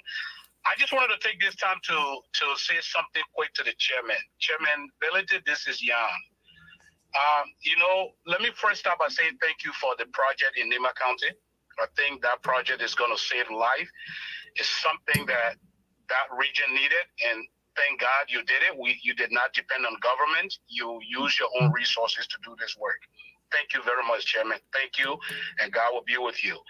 The second thing I wanted to say is, sometimes every good deserves another, and it's worth praising. And I will say in this public manner, look, my mother was dead. My mother died a few weeks ago, actually a few months ago, and I went to Liberia. On my way, I called Chairman. I said, Chairman, I'm on my way to Liberia to bury my mother. I need help. And could you allow me to use one of your vehicles? And I'm saying this because it means a lot to me. Chairman Billington never flinched. He said, yes, when you get here, let me know. Just as he said, when I got to Liberia, I called the chairman. I texted him again. I said, Chairman, I'm here. Just as he said, the chairman sent me a vehicle along with a driver that took care of me all along when I was there. He told me that I could keep that vehicle until whenever I leave. He did that. He stuck to his word. Even when the vehicle broke down, I called Chairman. I said, Chairman, the vehicle broke down. He said, don't worry. I will send you another vehicle. The chairman did. And we used that vehicle to transport people to bury my mother. Why am I saying this in this public manner? Because The chairman did it at the time that I needed it the most. And this is when you know really who stands with you as a friend. Chairman Ability, I want to say thank you. I will continue to say this. It's not going to be the first time you hear it. Any show that you go on, Chairman, I will be there to say it. Because what you did means a lot to me. And it meant the whole deal to my family. I will forever remember that. Thank you, and thank you for the good work that you're doing. Take care. Thank you. Let me close out, Tomalin. Yeah, let me close out. Let me say this. We will always commend good. When people do good, I think it's incumbent upon us to commend them. But we should not confuse commending people for the good they've done with how it should be done. And I think as a panelist on this show, I think we've got to be honest with ourselves, and we've got to not be biased in or selective in our criticism. And to say that the system in Liberia is not the same as the system in America, when it particularly comes to the overall point that we are making with regards to how infrastructure development works and how it should work, I think it's hypocritical, because when it comes to everything else that is wrong with Liberia, we don't make the flimsy excuse as it relates to the system. We know we have a systemic issue in our country, right? And when we're criticizing other people and other leaders for their lack of leadership, I don't see us reference the system. I mean, it's easy to say the system is bad, but who makes the system right? The people responsible to make right the bad systems are those who are elected by the people. That's who are responsible. And so for me to hear Grace mention the system, I'm shocked, because I don't see Grace as such person. I see her to be firing. She doesn't take anything for nonsense. I'm not even sure if this is Grace speaking tonight, only because she's trying to make Representative Musa Ability. I'm really shocked, Grace, and I respect you. I will respond to you. And I respect the power that you come with, even though we don't always agree. But I've never seen you use the system as an excuse to criticize the lack of leadership, the lack of vision, and the lack of doing things the same way. It is the very system that the very representatives and lawmakers have used to do things that they were not elected to do. Have you listened to Sir Joseph? People have said Sir Joseph is the best lawmaker simply on grounds of his humanitarian gesture. And trust me, I'm a humanitarian myself. I love to help people. I will take the shirt off my back to make sure someone is good. But when you are elected in a bad system, knowing better kicks in. And when you know better, you demand better, and you ensure that better is done across the board. Musa representability is committed to his constituents. The interests of his people must come first. I don't deny that. What I'm not going to entertain and support is representatives and lawmakers running their successes in Congress based on what they've done personally, whether they're using their own funds or not. This is what we continue to frown on when we talk about how many bills have been passed when it comes to healthcare reform. How many bills have been passed when it comes to job growth? How many bills has been passed when it comes to infrastructure development? How many we're talking about the rice crisis right now, and our lawmakers are talking about $100,000 they've inserted for legislative projects. What policy have the legislature put forth to generally address this crisis as it relates to the hack in rice prices that have continued to hurt our people, government after the other? So again, I think at some point we've got to be smart. I love Musa Hassan ability. Trust me, he knows that. I commend him for what he's done. And by the way, I've been one of the guys who have said he's changed my mind. He changed my mind. I think he's doing some phenomenal thing. But I'm not going to sit on this platform and criticize other people that have done the same thing. Humanitarian leadership, doing different things in our own district. What is the legislative? Can we as a country We're talking about reintegration of ex-combatants. What have we done nationally to address the national crisis as it relates to rehabilitating folks who went through a traumatic war, who went through drugs? What he's doing on it by himself is good. But don't you think we can impact more lives nationally if the government were to invest in a policy to address this issue? We can do that. And so I'm not trying not to commend him, which is what I did yesterday and today. I will always commend good. But if I was given an opportunity as an elected official, I do not want to be graded based on what I've done individually. I want to be graded based on the legislature that I put forth to address national issue. Fire is a national issue, just doesn't affect folks in my district. How do we invest in getting more fire trucks, not only in Monrovia, but across the country? These are progressive policy and progressive actions I want to see. And so I don't want no one to twist my words here, right? I commend Musa Hassan Belate. But we can no longer blame the field system as to why we do things the way we do things. How do we change that field system? We change that field system by electing people that have some Musa ability, who is willing to stand up and say, look, we cannot continue to do it this way. We've had field system for over decades. Field system and field politicians. When are we going to change that system to make it work for all of us? The Ghanaian system is working for them. The Kenyan system is working for them. The Liberian system must work for us, and we must change it. Thank you. Somebody give me a 1 minute. Yeah, Okay. thank you. No, let me Let me wrap up. Let me wrap Guys, up. the guy in the studio, gotta go, man. After almost 1 I gotta o'clock. go to bed. I gotta go to bed. Let me say clearly, and I will take cue from Robert. Yes, please. I will take cue from Robert. All right. I mean, we come on the show and we grill other people, and the show cannot be based on who our friends are. Musa Belete. You start supporting Musa Belete. 1 minute. Guys, Musa Belete.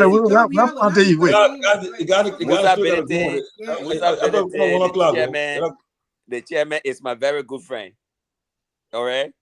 But when he comes on this public platform, I have to get the best shot out of him because it has to do with the people. It's not on the basis of how much I know him and the friendship we got. And that's how I am. Straight shooter. I think it's completely wrong to even put 13.2 million aside for lawmakers. That money could even solve our subsidy issue for rice alone.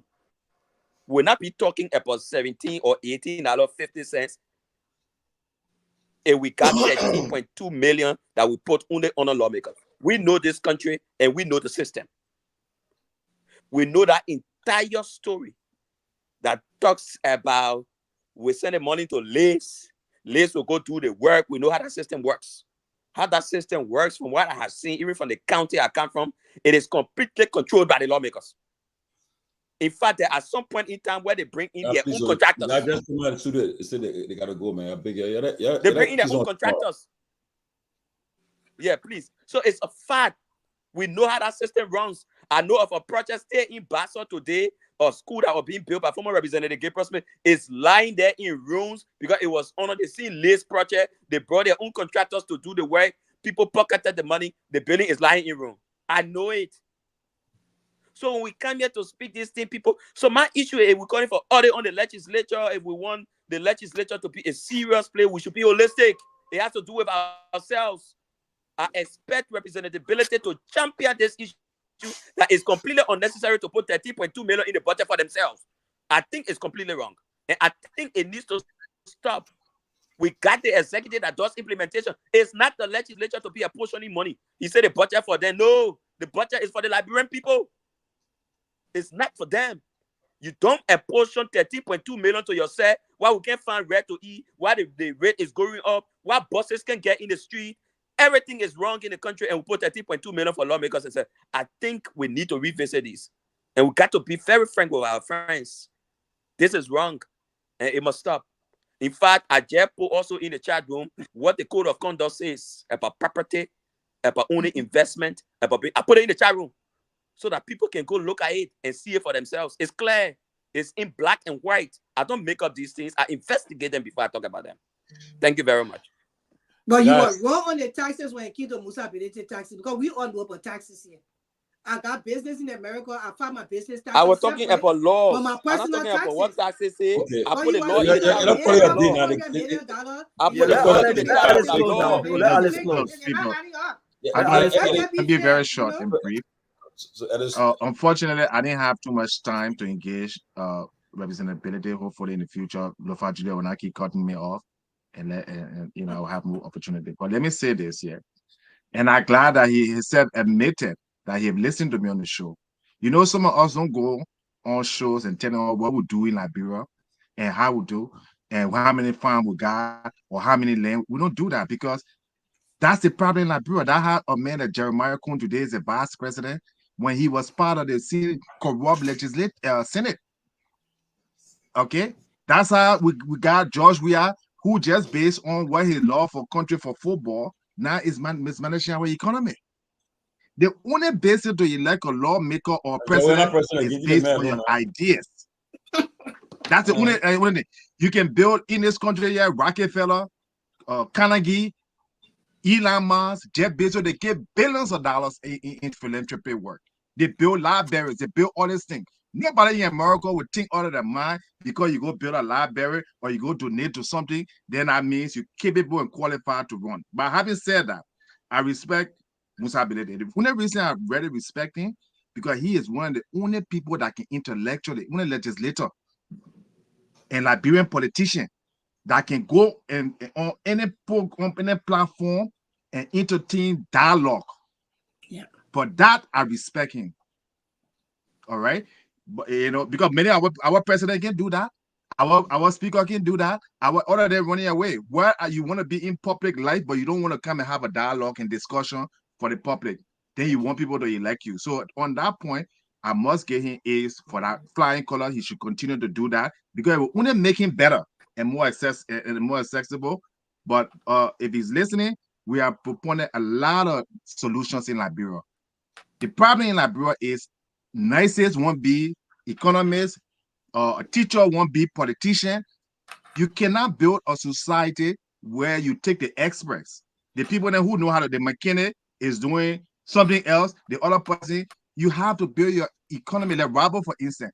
Robert is an expert in the hospitality business. He's an expert in hotel management. I stayed at some of his hotels before. And this man is sitting there languishing. And you have our tourism industry sitting there in ruins. And you say you got lawmakers. That one time you will call expert. There's some of our brothers and sisters here, they're in the medical field. And lastly, I will say this. If anybody think that you have to be on the ground or in politics or be elected to help your country, they order their minds. I work for all the top banks. I sit down for my bedroom, okay? And I work for JP Morgan and Citibank and people all around the world. You have the technology.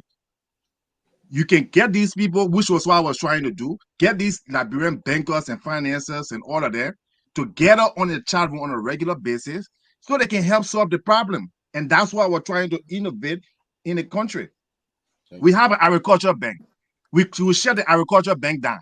Then we say we got food. How are you going to produce food when the bank is supposed to? No, just 30 seconds. I'll be finished. You didn't give me any time today on the show. No time at all. So let me speak, Mama, please. Just 30 seconds. You have an agriculture bank. You have hold on. So you ask for solution. Open the agriculture bank. The $13 million that you put in here and there, the other money that you gave me to subsidy, we will get the experts, we have the bankers, we have the analysts, me, myself included, will run that bank and will be able to grow not just rice, but we'll be able to grow commodity, cocoa, coffee. That's what they done in Ivory Coast.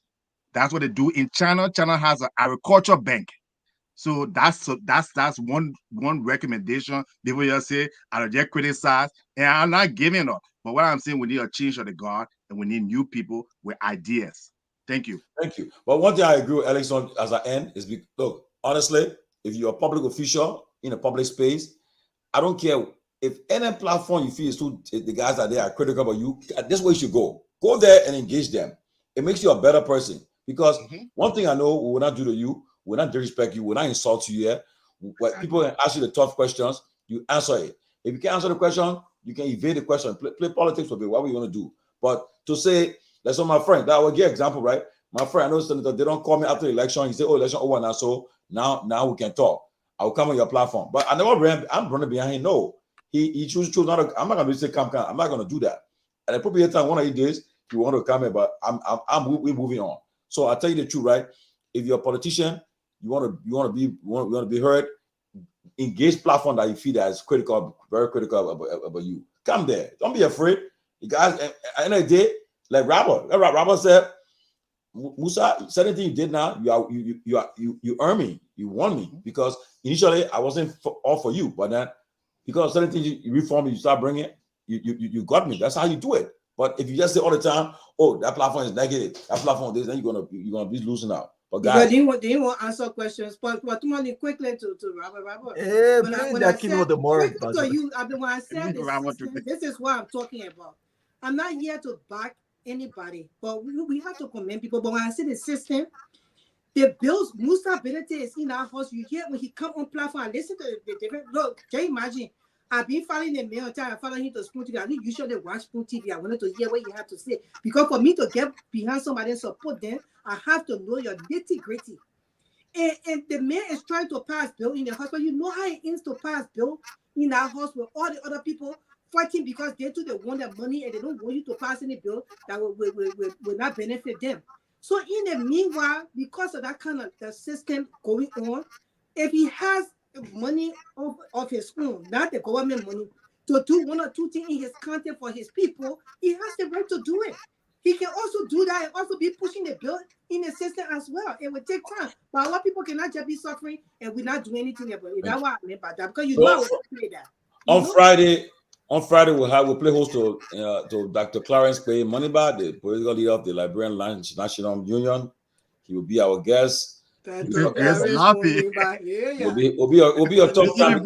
He will come and meet the guys. The guys will engage him and ask him the question you'll be asked. But Henry, Alice Jones, thank you always. Henry, I told you inbox me. You inbox me. Go inbox somebody else. Go and see your message. Henry, you hear me? Oh, Henry. You're not even hearing it. Henry. Anyway, thanks, man. I'll see you guys. Let's go.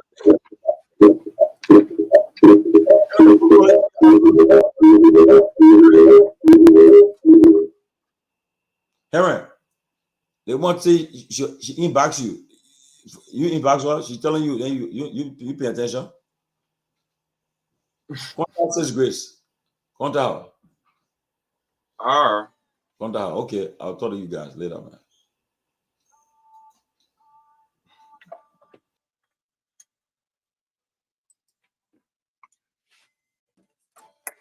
I take the time exactly 17 minutes up to 1 o'clock here in Liberia.